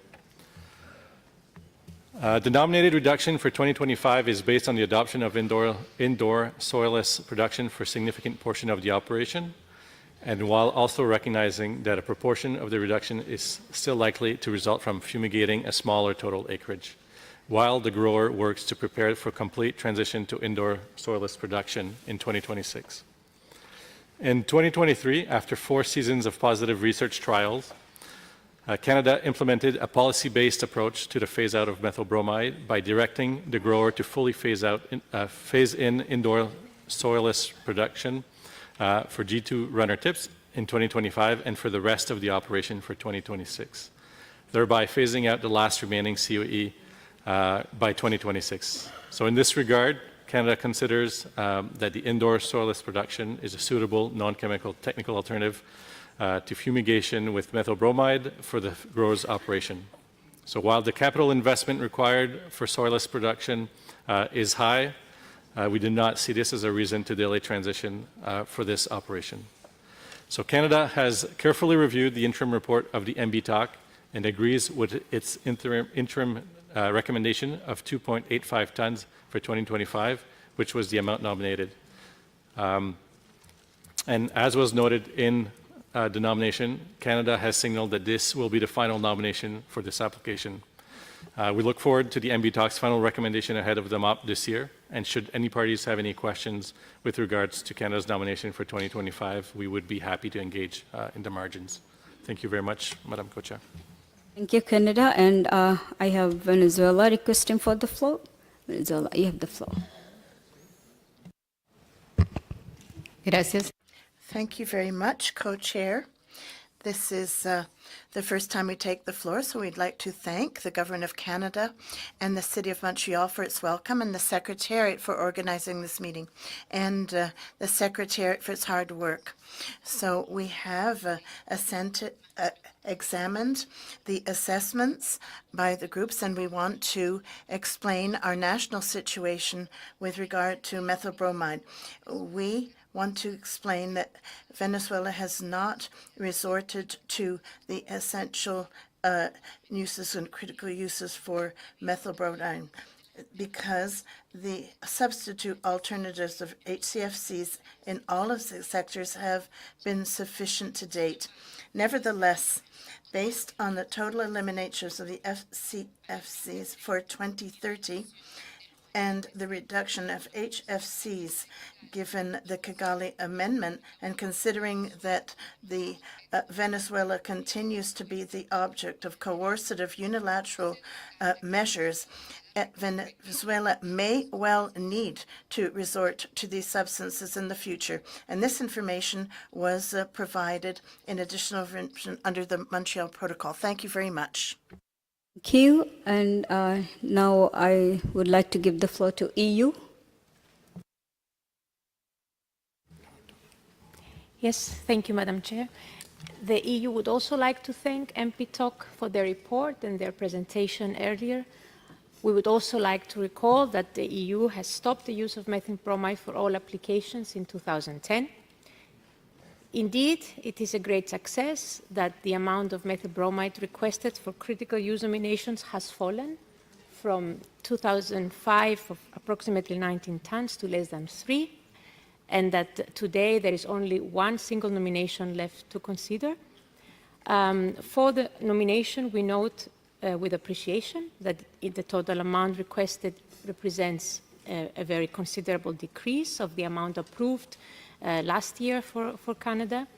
We also welcome the commitment made by Canada not to submit any further nominations after 2025, as well as the work already done to arriving on a suitable alternative. And we consider that this positive development should be reflected in the final decision at the MOP. At the same time, we are also concerned about the continued use of methyl bromide for quarantine and pre-shipment uses, even though clearly TIP points out that for most pre-shipment uses there are existing alternatives. We are also concerned that the significant amount of methyl bromide is still being used for non-QPS uses. It is clear to us that continued action is critical, especially since any reduction of methylbromide is very quickly felt in the atmosphere. And the EU will certainly come back to this point at later meetings. Thank you very much. Thank you, EU. Australia, you have the floor. Thank you very much, Co-Chair, and good afternoon to everyone. Australia would just like to appreciate very much the considerable flexibility and progress that Canada has made in phasing out its use of methylbromide for non-QPS uses. As a very recent recipient of critical use exemptions, we appreciate that it has been a very difficult transition in some cases, and that the approach they have taken, I'm sure, has not come without some considerable cost to the grower in question. In relation to our own situation, we would just like to advise that, as we had indicated at the MOP last year, we had expected that a methyl iodide chloropicrin mixture would be approved in December 2023 for use in soil fumigation for strawberry runners in Australia, and indeed our regulatory authority did approve that mixture. The strawberry runner growers in the region, which had a CUE up until last year, have commenced using this mixture for soil fumigation in 2024 with quite positive results. So far, we are glad to advise. However, wet conditions in our autumn, which was May this year, has meant that most of the strawberry runner soil fumigation this year will actually occur in our spring, which will be the northern fall. And so we will have more results and much more certainty about where we sit with ending our critical use nominations towards the end of the year. So we are quite confident about our situation, and we look forward to being able to report on that to parties in the future. Just as a matter of administration, we actually wonder whether there is any need for separate reports by the Methylbromide Technical Options Committee any longer, and we suggest actually that perhaps from next year that its updates on all issues can be provided in the regular progress report. Thank you. Thank you, Australia. The interventions from the parties will be reflected in the meeting report. And with this, I would like to close this agenda item for this meeting, and the discussions will be continued at MOP in Bangkok with TIP's final recommendations. And now I hand over to my co-chair for the next sub-items. Thank you. Thank you, Miruza. Agenda item 6B, energy efficiency, and we just heard the progress report of TEEP. And I would like to ask the delegations who would like to take the floor on this to clearly indicate that and then continue the discussion. And I have India here on as the first one. India, please, you have the floor.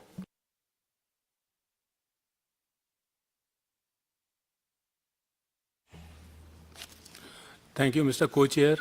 Regarding energy efficiency, Mr. Co-Chair, we feel the discussion in this forum should be on maintaining and or enhancing energy efficiency in the context of HFC phase down, including on the deliberations and decisions of the Executive Committee of the MLF on the issues deliberated and initiatives taken on other conventions which are in different contexts. For example, the global cooling pledge would dilute the focus of the deliberations on the issues in this forum.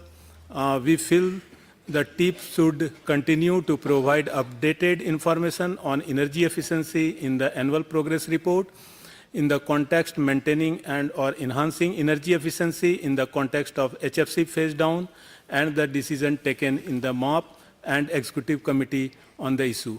Thank you, Mr. Co-Chair. Thank you. Are there other delegations asking for the floor? Micronesia, United States, and Malaysia I have on my list. And please indicate if you would like to speak. Oh, first, Micronesia. Thank you, Mr. Co-Chair. Our delegation would like to thank the TEEP for its update on energy efficiency in the progress report. We are encouraged by the progress on this issue. In addition to the growing compendium of information from the TEEP reports, there are some positive advances in the EXCOM discussions towards supporting countries' energy efficiency efforts. And yet we must redouble our efforts. Access to efficient low GWP cooling equipment is more and more important in our rapidly warming world. Each year is breaking global temperature records. Around 30% of the global population is exposed to deadly heat for at least 20 days a year, and many still have no access to cooling. In fact, less than 10% of people living in the hottest parts of the world have air conditioners, while millions of people lack safe, reliable refrigeration for health supplies and food storage. In the Pacific Islands, this is a life-threatening situation. Despite our efforts to provide access to cooling to our population and strengthen our cold chains, we lack resources and technical capacity to keep up with the pace of warming. At the same time, the increased cooling demand is crippling our energy system at great cost to our government and our people. The situation is not sustainable, and for many, not even survivable. We imagine this is the case for many A5 countries, especially for the islands among us.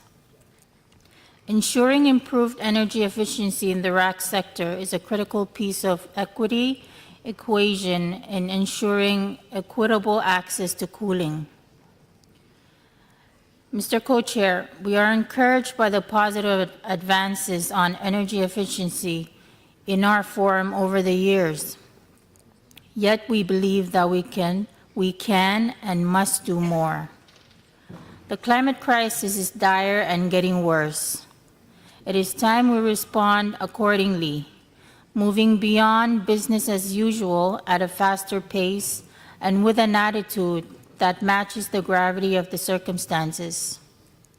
An attitude that solves problems, facilitates action, accelerates spending, and seizes the day.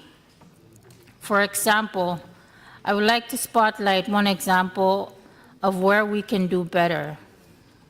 We note that the pilot window in the Multilateral Fund for Energy Efficiency has only allocated 6 of the $20 million in the window, and most of the projects are relatively small, non-investment projects. This delegation is concerned at the lack of diversity in number of projects in the pipeline. Considering the need among all A5 countries, we would expect to see more high-quality projects. It raises the questions, what are the obstacles, and what actions and support could help countries generate more projects? It is time to explore ways to enhance both the quality and scope of project proposals for this window and for the future support under the operational framework. We no longer need reasons or arguments for why to do it. We need more solutions for how. We offer the following suggestions for the parties' consideration on ways the protocol could seize this opportunity. First, following the lead of the Africa Center of Excellence for Sustainable Cooling and Cold Chain Systems, the parties may consider ways to support other regional centers of excellence. These centers could strengthen the pipeline of quality projects for financing under the Multilateral Fund of the Protocol. Second, we suggest increasing synergies between HFC phase down and energy efficiency by encouraging more energy efficiency strategies to be included in KIPs. Third, building on the operational framework on energy efficiency under development with the MLF, we suggest preparing a practical manual on energy efficiency measures that could be used by ozone units and implementing agencies to help guide the formulation of projects and national plans. And finally, we note that every institution that is part of the protocol, including the Secretariat's implementing agencies and ozone units, could do more if they were strengthened with energy efficiency expertise. The scope of the TEEP does not extend to supporting these institutions directly. And without internal expertise, the institutions will be limited in their ability to do more in the area of energy efficiency. We look forward to working with parties to continue our progress on energy efficiency. We believe that a contact group to discuss options and work toward a decision at MOP would be the best way to give this important the attention it deserves. Thank you, Mr. Co-Chair. Thank you. I have the United States, Malaysia, and Barbados on my list. United States. Thank you, Mr. Co-Chair. We'd like to start by thanking the TEEP for their excellent update on energy efficiency. In particular, this year, we were pleased to see the excellent information about the huge climate mitigation opportunity that energy efficiency offers. In particular, they noted that with improved energy efficiency and a faster phase down of HFCs, we could avert up to 60% of the predicted emissions from the cooling sector by 2050.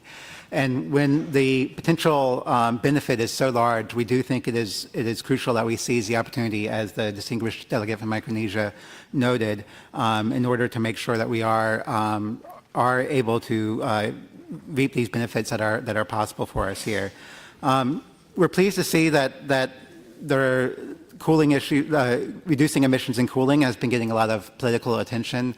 The TEEP highlighted some of this in their update.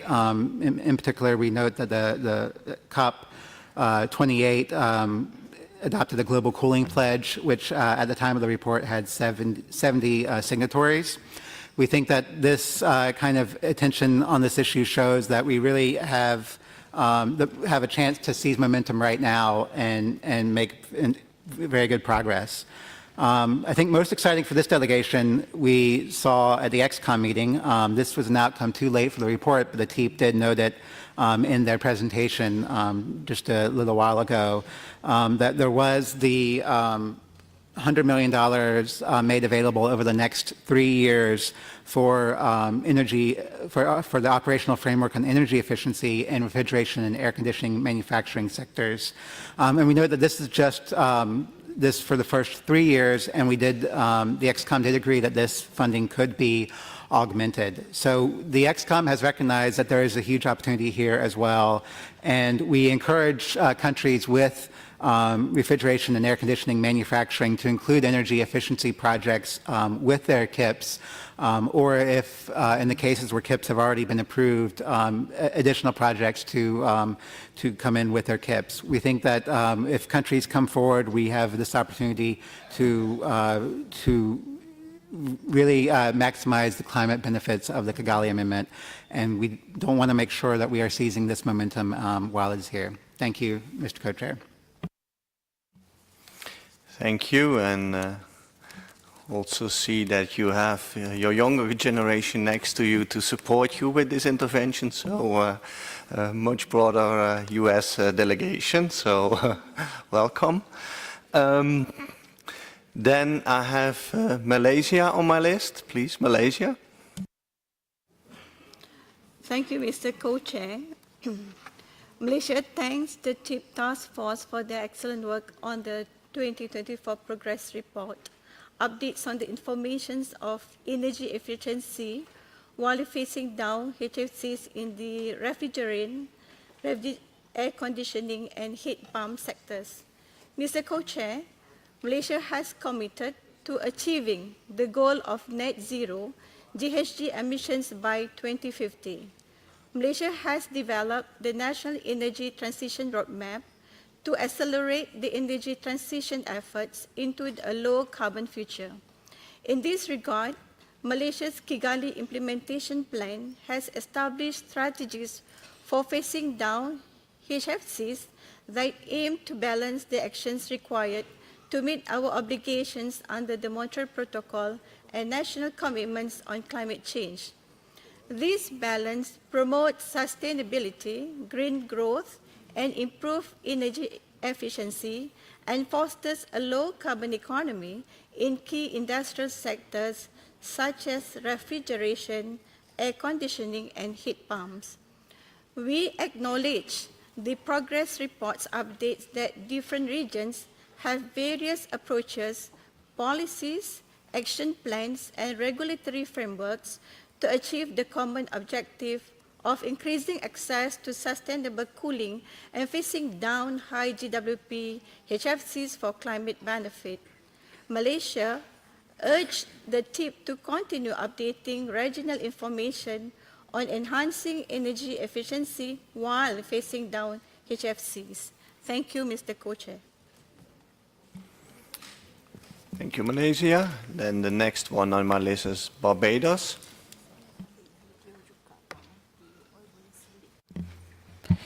Thank you, co-chairs. Good afternoon, everyone. As this is the first time that my delegation is taking the floor, I wish to thank the Government of Canada for hosting us here in Montreal.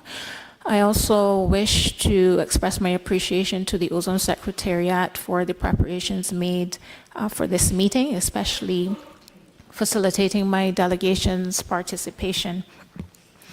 Additionally, I also wish to thank the members of the TEEP for their dedication to preparing these assessment and other reports as the parties demand and on a voluntary basis.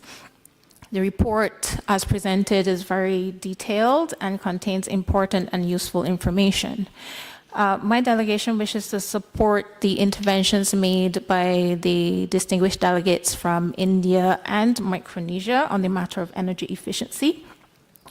This remains a significant and important issue for A5 parties, and the work should continue to provide updated information on new technologies, trends, challenges, barriers, and so on. And additionally, and more importantly, the provision of technical and financial support for the development and implementation of EE activities remains critical. Thank you. Thank you. Then the next one on my list is Ghana. But I would like to ask if there are parties who would like to intervene. Press the button now, because I will read out now the list that I have in front of me. It's Ghana, Australia, Kuwait, and the EU. And I don't see anybody else. So this is the end of the list. So Ghana, Australia, Kuwait, and EU. And Ghana, you have the floor. Oh, I see. It's not Ghana. Grenada. Yeah. Thank you, Mr. Chair. And we're brothers, so we could go for one another. So, Mr. Chair, thank you very much. And thank you, too, for giving me the opportunity to speak on this very, very, very important issue. So, first of all, I would like to thank the TEEP for the work that they have done in preparing the documents and submitting it for our perusal and for the opportunity to engage. I would just like to reflect, first of all, on maybe a slight omission from the progress report with regards to section 6.3.1, which basically examines progress with regional approaches. And I note the omission of a regional approach by CARICOM through the Caribbean Regional Organizations for Standards and Quality, we call CROSSQ, where they have developed regional standards, including minimum energy performance standards for refrigerating and air conditioning appliances, and I note that this has not been included under that particular subsection. So for the consideration of the report. Mr. Chair, I would like to proceed by just stating some basic observations with regards to my country and energy efficiency. Over the last couple of years, we've seen a record-breaking installation and importation of air conditioning equipment. And that is principally driven by increased global atmospheric temperatures and people's ability to afford to purchase and operate these appliances. I want to further state that 95% of the electricity that is produced in Grenada comes from petroleum-based sources such as diesel. Further, 46% of the electricity that is consumed is used in unitary air conditioning systems, and up to 60% is used for refrigeration and air conditioning. In some buildings, as a matter of fact, up to 90% of the electricity is used for the rack sector. So obviously, there's a huge mitigation potential in addressing this sector in regards to energy efficiency and also with regards to using refrigerants with much lower global warming potential. Having stated that, Mr. Chair, the key focus for us now is to address areas of energy efficiency, because from studies that we've conducted, the emissions gains from energy efficiency is about 80% in terms of the indirect emissions as compared to 20% from direct emissions. So we see that as a major area to address in Grenada. And so we have already established a number of policies, including minimum energy performance standards for that particular sector. But I want to say that with regards to the funding levels that are available from the multilateral fund, we consider that to be significant or grossly insufficient to augment the programs and initiatives that we want to undertake. So we are very grateful for the funding window of $100,000 that has been approved for developing countries like ours. And we note with concern that of the $100 million that has been made available, it only addresses a particular sector that does not include countries like mine. And so we're hoping that there would be further discussions that would address this issue to allow for additional funding to be made available for some of the low-volume consuming countries. I want to therefore offer these recommendations as we address this particular issue of energy efficiency: that we need to review the criteria or to establish new criteria that will allow for more parties to take advantage of the funding windows that are made available, that we need to make the funding windows much larger than they are currently, and that we also need to introduce renewable energy technologies to generate electricity to power these appliances, having already mentioned that 95% of the electricity produced in my country comes from petroleum-based sources.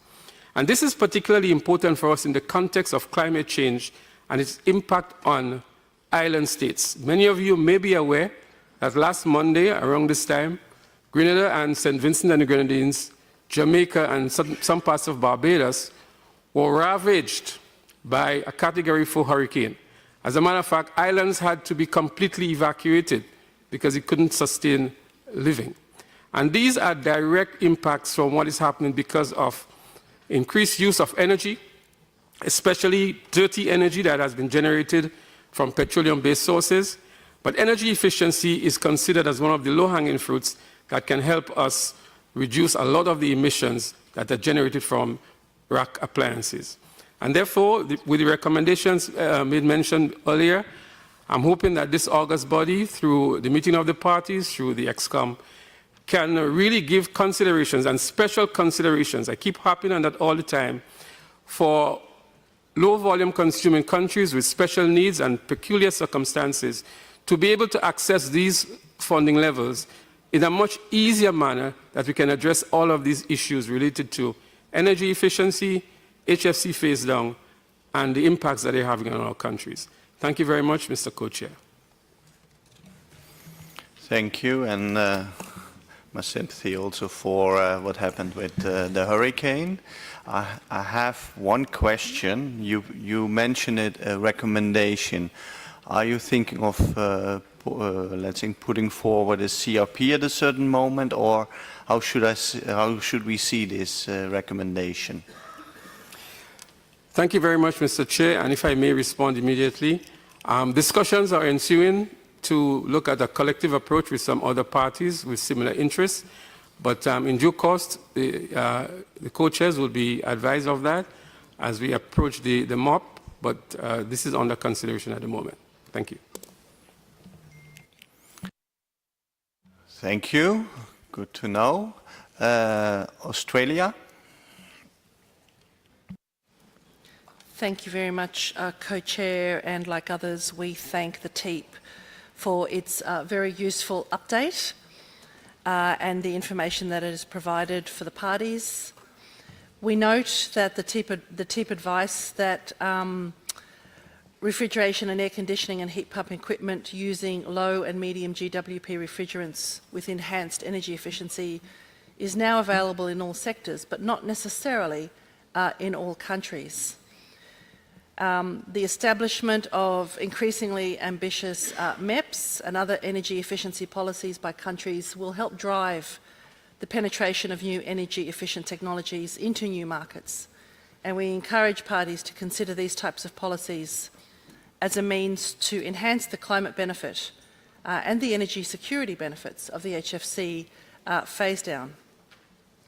Identifying the life cycle benefits of energy efficiency to consumers and to the broader economy, as well, along with well-directed regulations, are key drivers to increasing the uptake and ambition of energy efficiency policies. We note that several elements highlighted in recent TEEP reports and the workshop last year are already being acted upon by the Executive Committee. Low-volume consuming countries are now able to augment their HCFC phase-out management plans by upskilling RAC technicians to integrate servicing for energy efficiency into training, and to also work more closely with their energy efficiency colleagues, a point which was made by the Federated States of Micronesia in terms of increasing domestic energy efficiency capacity. A funding window for pilot energy efficiency projects has been opened in the Multilateral Fund, which will help countries, implementing agencies in the EXCOM to learn by doing in relation to developing, assessing, implementing and reporting on HFC phase-down projects with energy efficiency elements. And like the Federated States of Micronesia and the US, we also encourage countries to submit projects under this window and to look at a wide variety of projects and the quality of projects that can be submitted and are available. The 2023 TEEP report also indicated more work could be done with the assembly sector, and we're pleased that the EXCOM has commenced work in the assembly and end-use sectors to identify them more clearly and to facilitate their transition to energy-efficient, low GWP technologies. And as the US indicated at its most recent meeting in May, it seems like a longer time ago than that, the EXCOM agreed to funding modalities to fund investment projects which address energy efficiency while phasing down HFCs, and opened up a $100 million window for these projects. And in relation to the concerns expressed by Grenada, that further work on non-investment elements in relation to this funding modality will be considered at EXCOM 95. There are concrete opportunities under the EXCOM and many opportunities to incorporate energy efficiency activities into HPMPs and into Stage 1 Kigali implementation plans should countries so wish, and with the support of the MLF. Many countries have already taken advantage of these opportunities in augmenting their HPMPs and incorporating energy efficiency elements into the KIPs. We think it is important that countries are given time to contemplate the opportunities that are available to them and to take advantage of these opportunities that are already available or will become available in coming meetings. Thank you, Co-Chair. The next one on my list is Kuwait. Please, you have the floor. Thank you very much, Mr. Co-Chair, and I would really appreciate the work of the TIEB on their report about the energy efficiency, as a lot of you knows that we're coming from a hot ambient temperature country, and for the time being in 2024, I think we will have two hats and for our heads, and other countries will be hot countries now because of the temperature and raise. You can facilitate that. In my country, last week, the temperature was 54 degrees Celsius, and this is a very challenging for us for getting energy efficient equipment and how to deal with that energy, because of the demand of cooling is very highly used in our country. Access to most efficient energy air conditioning systems are difficult, but we are having a lot of challenges in these subsectors, but we are facing another issue, which is that we don't have accessibility for most efficient and energy equipment for that temperatures and that regional temperature. Things that we are doing on the GCC countries, that Kuwait, Saudi Arabia, Bahrain, Qatar, Oman, and Emirates, we are doing a unified regulation for energy consumption. We already have a unified energy labeling system which has been approved for the GCC, and also there are initiatives happening in Bahrain and Saudi Arabia for incentivize of changing energy equipment to an energy equipment with the support of the private sector. Also happening in Bahrain that they have now MIPS, a new MIPS for the small equipment, and like this. Kuwait and the other countries going to the seasonal MIPS that will indicate for a better energy efficient using and calculating about seasonal. The issue for us now within the frame of alternatives and going to the new era, that our countries in GCC, we are not looking for the refrigerant or alternative itself. We are going beyond the refrigerant, and we are going beyond the box to investigate how we will reuse the load calculation in our country and how to shape the peak use of our demand of energy. I think the most important thing that in the GCC countries, as Kuwait one of them, we have building codes now. It consists of very, very, very highly insulation parameters and indicators, and also we have building codes for glasses and everything there. It have to be within that one. The other thing that our countries are food colony, and we don't have any agricultures in Kuwait, so everything as a food is imported, and then we have the cool chain from the beginning to the end, and also the distribution of these ones. So I think we are facing a lot of challenges, but we are willing to work with that one. I think in my point of view for the update information for the energy efficiency, that the task force of TIEB and the RTOC and TIEB look of how we are engaging with the end users rather than looking to the equipment on theoretically and on thesis as on paper or on reg. I think consultations between us is that the TIEB mandate is just to consult in a different manner. I think the consultation with the equipment supplier and energy auditing authorities will be very highly appreciated to understand there are differentiation between the energy consumption between countries and countries. One last comment. The problematic issue that we are looking now is that when we buy the equipment, we have a labeling of energy that indicate that this equipment will work with this energy, but it's never been investigated the line of energy degradations within time frame. I will buy it today. After 1 month, the degradation in my country will be 20% of that energy. Then after 1 year, this unit is not efficient as it's being sold, as it's been indicated. So I think TIEB have also to look to that parameter that of energy degradation within time frame. So we think this is a very good chance for us to update and to work very highly with the energy efficiency. Thank you very much. The last speaker on my list is the EU, and then I would like to consult for a moment here on the podium. EU.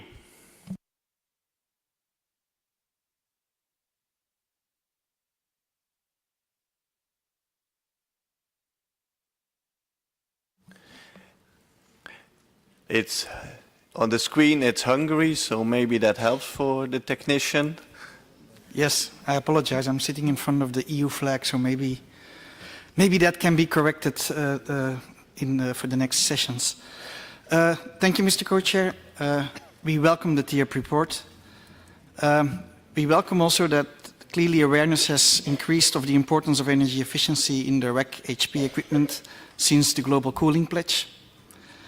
The TIEP report revisits the findings that we heard yesterday already, that leak prevention is of importance to maintain energy efficiency and as such create co-benefits. And we also appreciate the information of the continued progress and rollout of MEPS and other types of activities, as the previous speaker also pointed out, in a number of Article 5 countries. We appreciate that the report looks into the recent developments related to energy efficiency under the specific window under the multilateral fund, but we, as other speakers, would like to underline that significant progress has been made since then, also under the multilateral fund. In reaction to several requests for continued information from TIEP on energy efficiency, the EU is in a similar position that we would welcome this type of information, and we point out that under decision 34.3, we think we already asked the TIEP to continue to report on this in its progress reports. Thank you very much, Mr. Co-Chair. Thank you. Then I would like to consult for a moment.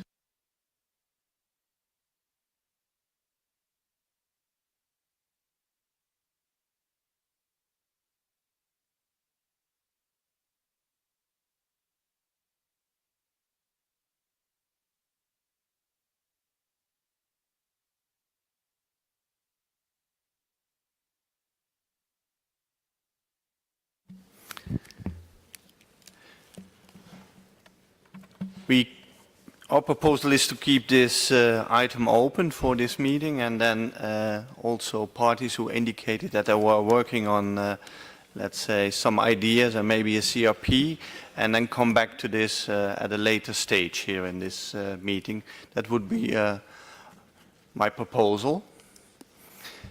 So I don't see any objections to that. So we come back to this issue at a later moment and see if there are, let's say, CRPs or proposals coming forward. Then I would like to go to the agenda item 6C, panel membership changes. Table 5 of Addendum 1 to the note by the Secretariat, document 46/2 at 1, lists TEEP members whose terms expires at the end of 2024 and whose reappointment requires a decision by the MOP.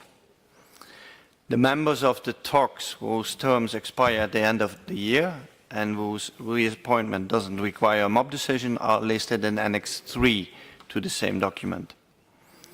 The nominations to TOC can be made at any time to the TEEP and TOC co-chairs. So we are not taking this up at this OEWG or the MOP. With regard to the nominations for TEEP that include the TOC co-chairs and senior experts, no nominations have received so far. When they are received by the Secretariat, they will be, of course, posted on the meeting portal. Note that the nominating parties usually wait until the time of the MOP to submit their nominations. So it's good that you know that the Secretariat will post these nominations in the meeting portal as soon as they come.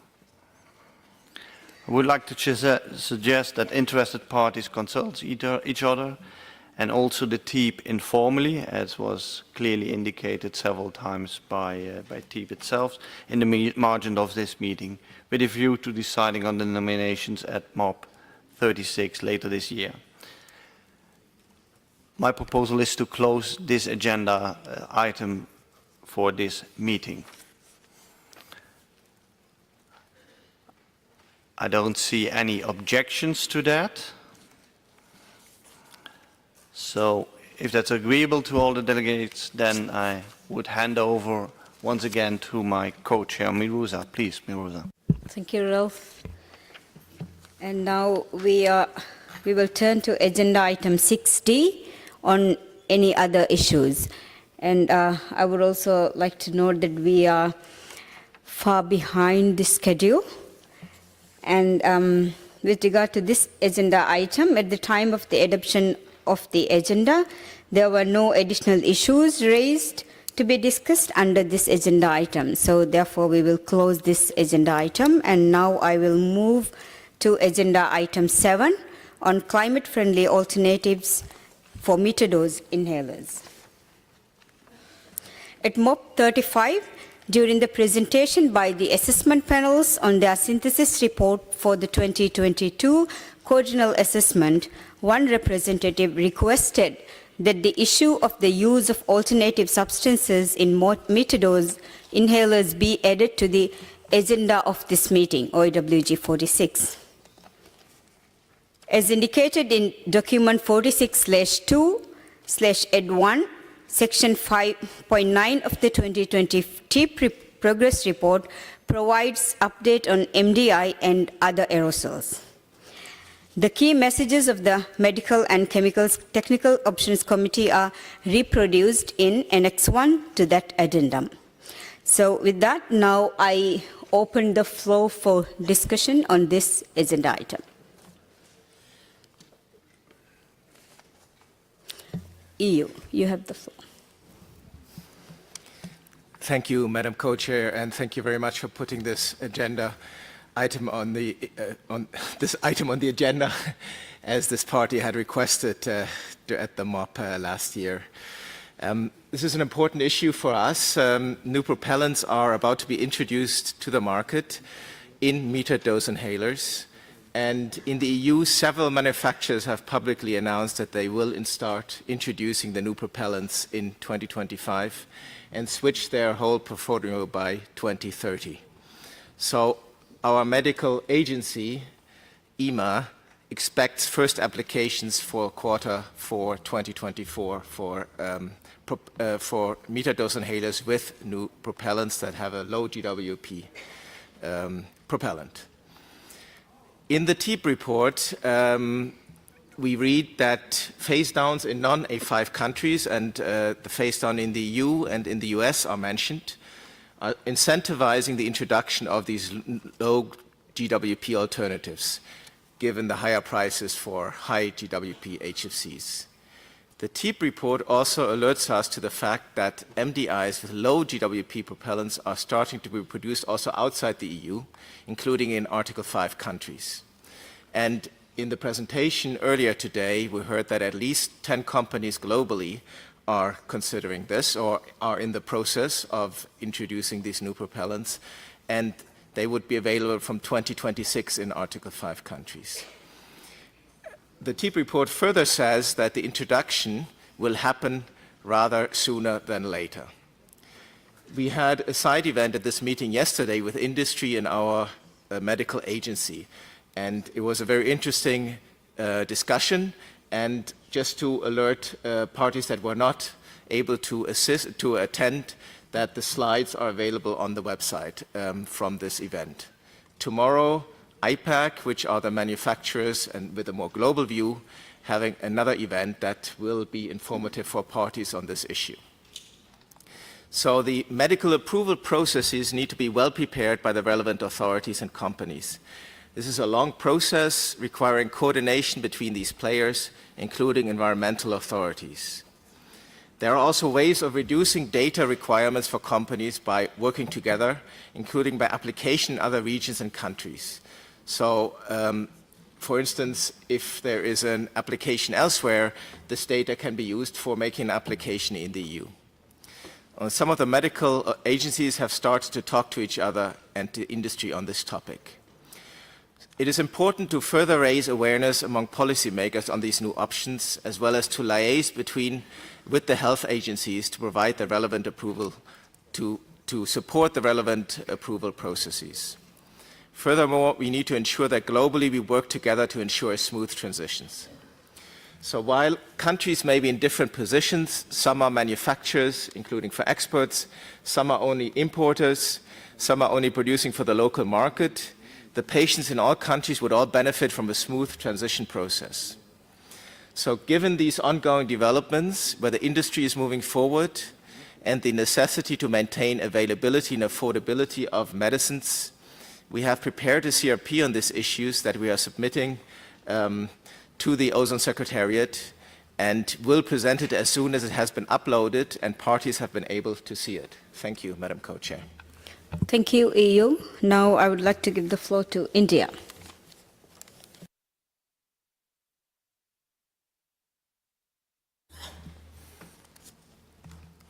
Thank you, Madam Co-Chair. I would like to thank MC Talk of TEEP for updated information and the presentation. Madam Co-Chair, MDI is an important sector and needs careful consideration in the context of HFC phase down. It may be recalled that during the CFC phase out for the MDI sector, the provisions of essential use nominations was considered for countries through a decision by the parties. In the context of HFC phase down, the national processes framework place for trials and approval of the formulations for proposed low GWP alternatives needs careful consideration. As per our understanding, based on the interaction with the MDI industry stakeholders, the proposed alternatives still needs to be matured for initiating trials and approval process. Madam Co-Chair, we need to understand more on the penetration of the said alternatives in the Article 5 countries, considering the technical feasibility and economic viability. Thank you, Madam Co-Chair. Thank you, India. And we have Cuba and Switzerland requesting for the floor. And I would like to close the list now. And we have United States and Canada as well. And if any party would like to take the floor, this is the time. And now I would like to give the floor to Cuba. Thank you very much, Co-Chair.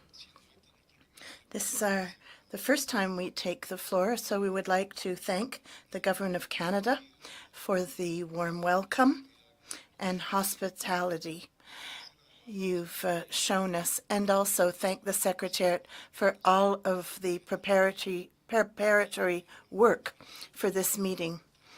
And we would like to convey our sincere condolences to the family of those who died recently during the hurricane that passed through our region. And Cuba has made public its wish to support all of its sister countries affected by the hurricane in our region. Following up on the intervention by the EU, yesterday we were able to participate in a very interesting workshop where there were discussions on alternatives to these types of products. Cuba, as a producer, has a production line of inhalers. 10% of its population suffers from asthma and depends on this type of medication.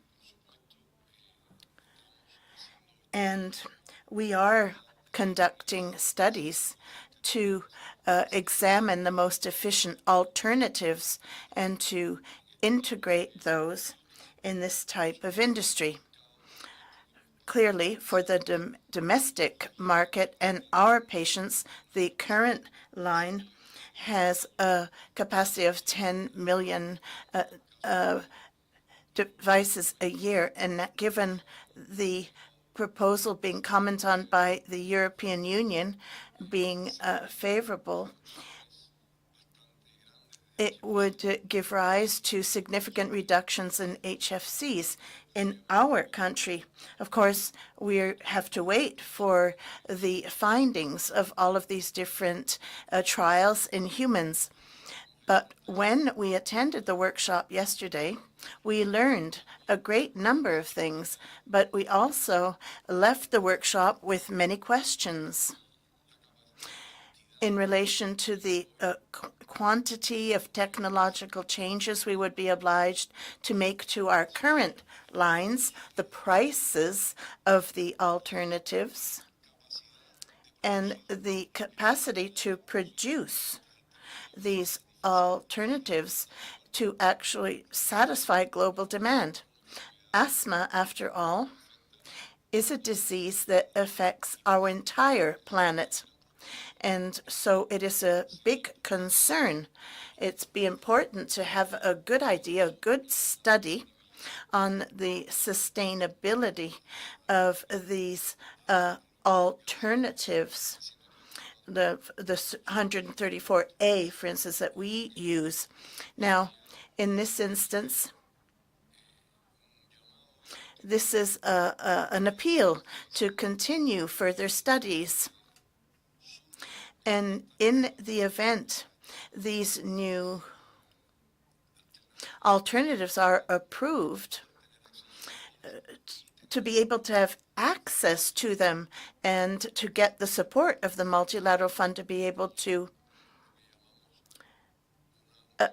achieve what would be a technological change in our production line in our country. Thank you very much. Thank you, Cuba. And now I have on my list Switzerland, United States, and Canada. With that, I would like to close the list and would like to give the floor to Switzerland. Merci, Madame. Thank you, Madam Co-Chair. Switzerland believes that the use of HFCs as propulsants for MGIs is something that needs to be considered. For the one part, these emissions cannot be eliminated or avoided, and in our view, the alternatives will soon be available. Switzerland is interested to understand better the evolution of the technique when it comes to this particular application and believes that the discussion must continue. Thank you. Thank you, Switzerland. And now I give the floor to United States. Thank you very much, Madam Co-Chair. I think we heard quite a discussion this morning, and there were some questions as well during the discussion with the TEEP. Metered dose inhalers for the treatment of asthma and COPD is of great importance to this delegation, I think all delegations in this room. We've heard a couple interventions just now that highlighted the health effects and the need to have sufficient medication available. From this delegation's point of view, we're quite encouraged by what we have been hearing from the TEEP and from in our own country of developments, but they seem like they're at early stages still. These companies are looking at the R&D process. We heard some thought about some information about some early trials. The European Union noted that they are expecting to get their first applications later this year. So from this delegation's point of view, one of the questions we have is really about timeliness and what we're trying to move forward with. The Kigali Amendment set forth the idea that we would have a phase down over a period of time and that countries would make their own domestic decisions as to what to prioritize first. And in particular, we looked at some of the past phase-outs that we had under the ODS regime and decided not to include certain aspects of those that provided an ordering of what chemicals to focus on first or what uses to look at first. And in this case, we made the decision not to do so and to leave that in the hands of the parties. We think that's an important principle to keep in mind because we know in our own country, we will be looking at a variety of end uses, but this is not an end use that we intend to be starting with. It's one of the ones that we think would probably be later in terms of transition. Other countries can make other decisions on that. We also note that there is a cost implication. I think we heard both India and Cuba note the complexity. Cuba noted that they learned about some additional points on complexity. India also noted complexity as something to keep in mind. From our point of view, this is a complex transition. There are health implications. There are doctor-patient communication implications. There is also cost and capacity implications. We also saw the TEEP provided information on two potential alternatives, one of which is still a controlled substance, so we should keep that in mind as well. I think we are interested in following this and pursuing it. it may be premature for us to think that we need a decision specifically on MDIs, and we could rely at this point on the information that we are getting, both at home but also from the TEEP and their quadrennial assessment report. We're certainly open-minded to see what is put forward and to see if there's something there that makes sense, but I think from this delegation's point of view, at this stage in the transition, our interest is simply ensuring that there is adequate work going on, and what we heard from the TEEP was that there was. And we also heard that their expectation is that they don't anticipate seeing alternatives even begin to enter the market sooner than 2026. So I think we'll continue to, our view is to continue to watch and monitor, see what we can do to encourage. But again, we're open-minded to see what is put forward in the CRP that we understand will be posted later in this meeting. Thank you. Thank you, United States. And now I give the floor to Canada. Thank you, Madam Co-Chair. First of all, I'd like to thank the TEEP and in particular its Medical Technical Options Committee for the wealth of information that it's already provided to us on this issue. And yeah, I'm referring not only to the 2024 progress report, but in the quadrennial assessment report of 2022. The MC Talk provided really a lot of interesting information, observations, data, which we did not have time to consider last year due to the heavy agenda of the meeting. But we did consider the information they provided with a lot of interest. So we just wanted to thank them for that. As a general matter, Canada supports activities that can facilitate transition to lower GWP MDIs, as well as other alternative products that can offer the same care to patients that is provided by the current generation of MDIs. However, we do feel that any discussion on this issue should be that as any transition occurs, it should be with a view to maintain the availability and access of critical medicines for patients. We also note, like the United States just did before us, that it's still early days in terms of the transition, and that the Kigali Amendment, for most countries at least, should allow sufficient supply for HFCs, for MDIs, for many years to come. However, there are some exceptions. Cuba, for instance, took the floor, previously, and we understand that in their case, perhaps the consumption of HFCs for MDIs is higher than what it is for other countries. In most countries, it's a very small percentage of their overall consumption, and countries have the flexibility on whether or not they want to prioritize this sector, which, as has been mentioned, by the US and others, presents a lot of complexity with respect to the transition. However, irrespective of the phase-down schedule of the Kigali Amendment and what would be the priorities of countries, we're aware, based on the information provided by the TEEP and others, that there are activities underway right now by the private sector and within the EU to take steps towards this transition, and in the healthcare sector to reduce the overall climate impact linked to the use of MDIs. This information was provided in the TEEP MC Talk report. We also attended a side event by the EU yesterday. We know there's another side event coming up on this issue. So even though in principle there should be no big hurry, at least for most parties, to undertake this transition, there are activities that are going on. And they're fairly important because these activities could impact many countries. So we noted in the quadrennial assessment that there are 3 global pharmaceutical companies and 1 major developer of PMDIs that plan to reformulate the propellants, and that this represents up to 70% of MDI revenue in the United States and the EU market. and that there are 10 or more companies with active programs for developing alternative propellants, and that the first of such product could potentially become available on the global market as early as 2026. So I think we agree that it's still early 2026. It's going to be only some products, but it seems that perhaps some years after that, there could be some major transitions that go underway.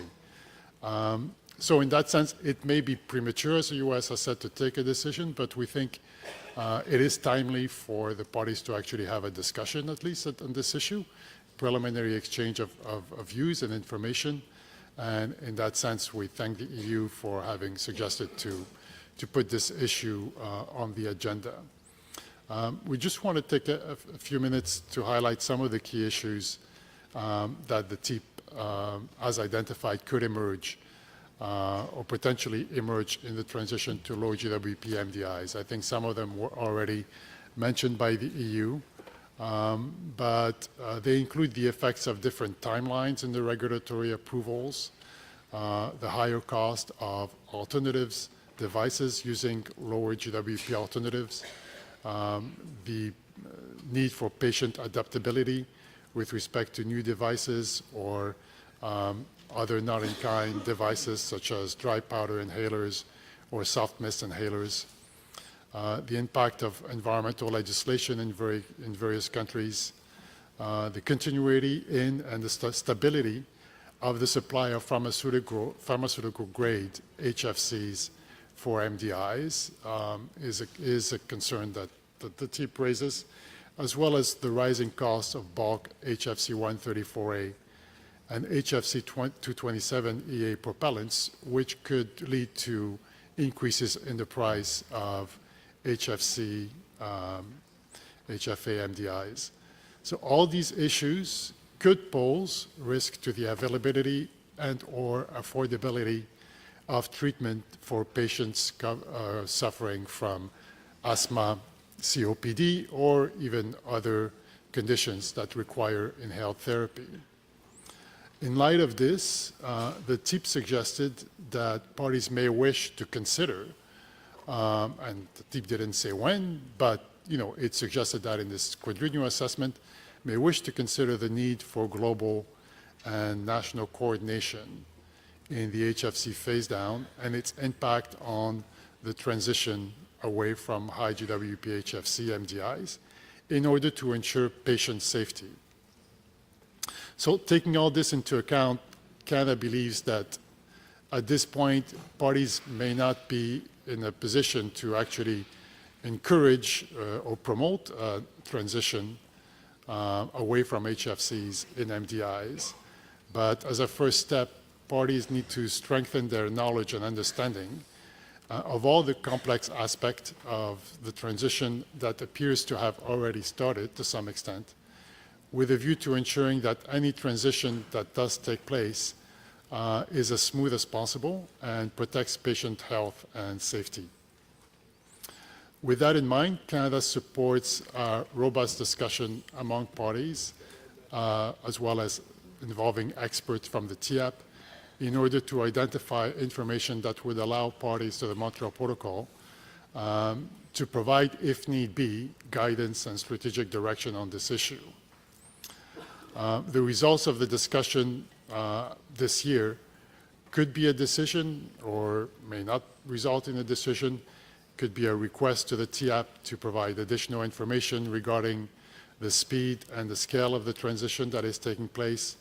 Perhaps this could also be informed by information or submission from producing countries, parties that produce MDIs, on the current situation in their countries, including whether there are any plans for an MDI transitions, companies that are developing alternatives, timelines for regulatory approvals, the export markets that these countries have, so that others, importing countries such as ourselves, for instance, can get ourselves ready for a potential transition down the road.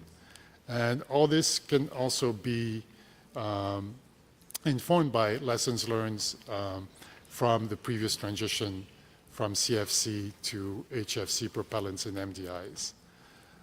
Ultimately, whether there is in fact a need for some kind of strategic direction globally or domestically from the parties regarding the transition is something I think that is still up for discussion. Perhaps it is something that we need to wait a little bit longer in order for developments to happen. But I think at least this delegation is interested in having this discussion now, and possibly at this OEWG, if there was a group that was established to consider, among other things, the CRP from the European Union, we hope that it could at the same time consider these wider issues that could be associated with the transition. That said, we await the decision from the draft decision from the European Union to see, where precisely it may go in this area. However, in light of what we just said, generally we would prefer that at this stage the Montreal Protocol does not take an active role in promoting a specific approach to a transition until parties have had the opportunity to discuss the issues, potential risks and challenges in a thoughtful manner based on as much pertinent information as possible. But we would be in a position to look at encouraging parties to at least undertake some thought and some internal consultations between environmental and health agency to start discussing these issues. Thank you, Madam Co-Chair. Thank you, Canada. So our proposal would be to keep this agenda item open, and once the CRP is ready to be presented, and then we will come back to this agenda item. So very quickly, I would like to turn to agenda item 8. We just have less than 10 minutes on future availability of halons and their alternatives. And during OEWG 45 and MOP 35, a number of representatives expressed concerns about the information provided in the 2022 Coordinal Assessment Report and the 2022 Progress Report of the Fire Suppression Technical Committee of the TEEP on the long-term availability of halons and the revisions to the predicted timelines for running out of halons. Parties were of the view that those issues deserved careful consideration. Because of the time constraints at MOP 35, parties agreed to include the item on the agenda of this OEWG. And on this agenda item, we have received a CRP 5, and it is the unedited advanced version is posted on the meeting portal as well. So I would like to request one of the proponents to introduce this CRP.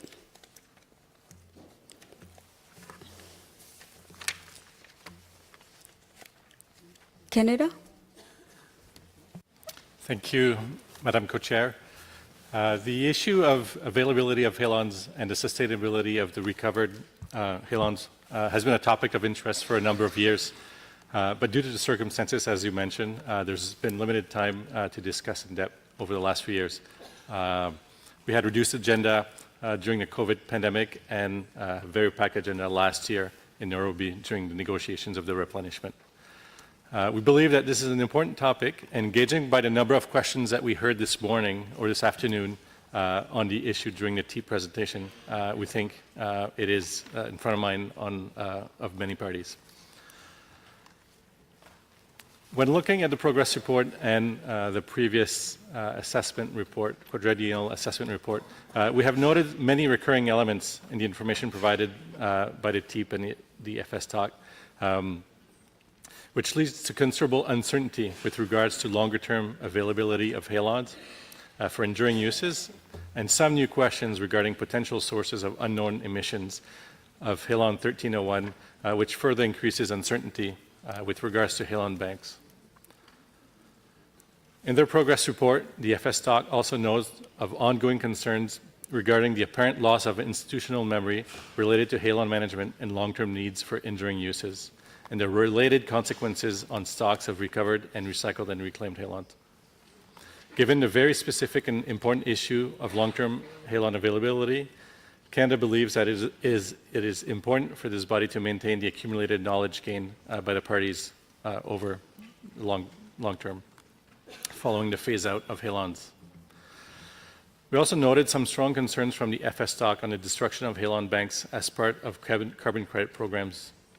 And we believe that this practice should be avoided unless the halon is too contaminated to be reused, or that it will never be needed for enduring uses in the future.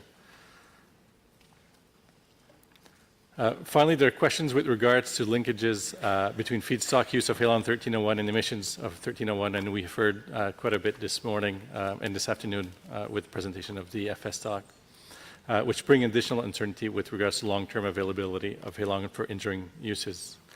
And with this in mind, Madam Co-Chair, Canada, and also joined with Australia and the US, we have proposed a draft decision, and we believe that there's an advanced copy that has been posted as CRP 5 on the portal. And I would like to take the opportunity to present the broad lines of the draft decisions, with aligns with many of the concerns raised by the FSTOC. So maybe I can go over some of the more operative paragraphs. So the proposed decision would urge parties to refrain from any deliberate destruction of recovered and recycled halons unless they cannot be returned to an acceptable purity for subsequent reuse, and to retain recovered and recycled halon for anticipated future needs. It would also urge parties that restrict the import or export of recovered halon to review their regulations with a view to facilitate the transboundary movement of recovered halons for the purpose of recycling and reclamation. It would also urge parties to raise the awareness of the importance of sustainable management of halons, including avoiding the use of halons where other alternatives are available, and to inform their users, including the aviation and military, of the need to prepare for reduced access in the future. The proposed decision would also request the Ozone Secretariat to liaise with relevant international organizations about the importance of sustainable management of halons. It would also invite relevant parties to submit information on feedstock production, use, and if available, related emissions of halon 1301 to the Ozone Secretariat, which was a source of significant uncertainty, as we heard earlier today. And then to request the TEEP to report back on this information. So these are the broad lines of the proposed decision. So at this point, Madam Co-Chair, we would like to further discuss with interested parties to consider this draft decision. So perhaps we can leave it in your capable hands with regards to providing a suitable venue for further discussions. Thank you, Madam Co-Chair. Thank you, Canada. After the TEEP presentations, we also heard a lot of questions on this issue, and therefore, proposal from the co-chairs that we establish a contact group on this. We are also very much behind the schedule, so for this reason as well, our proposal is to establish a contact group on this, if that is fine with the parties.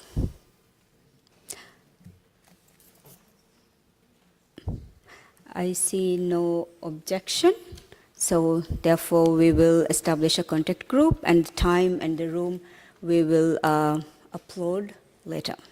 Thank you.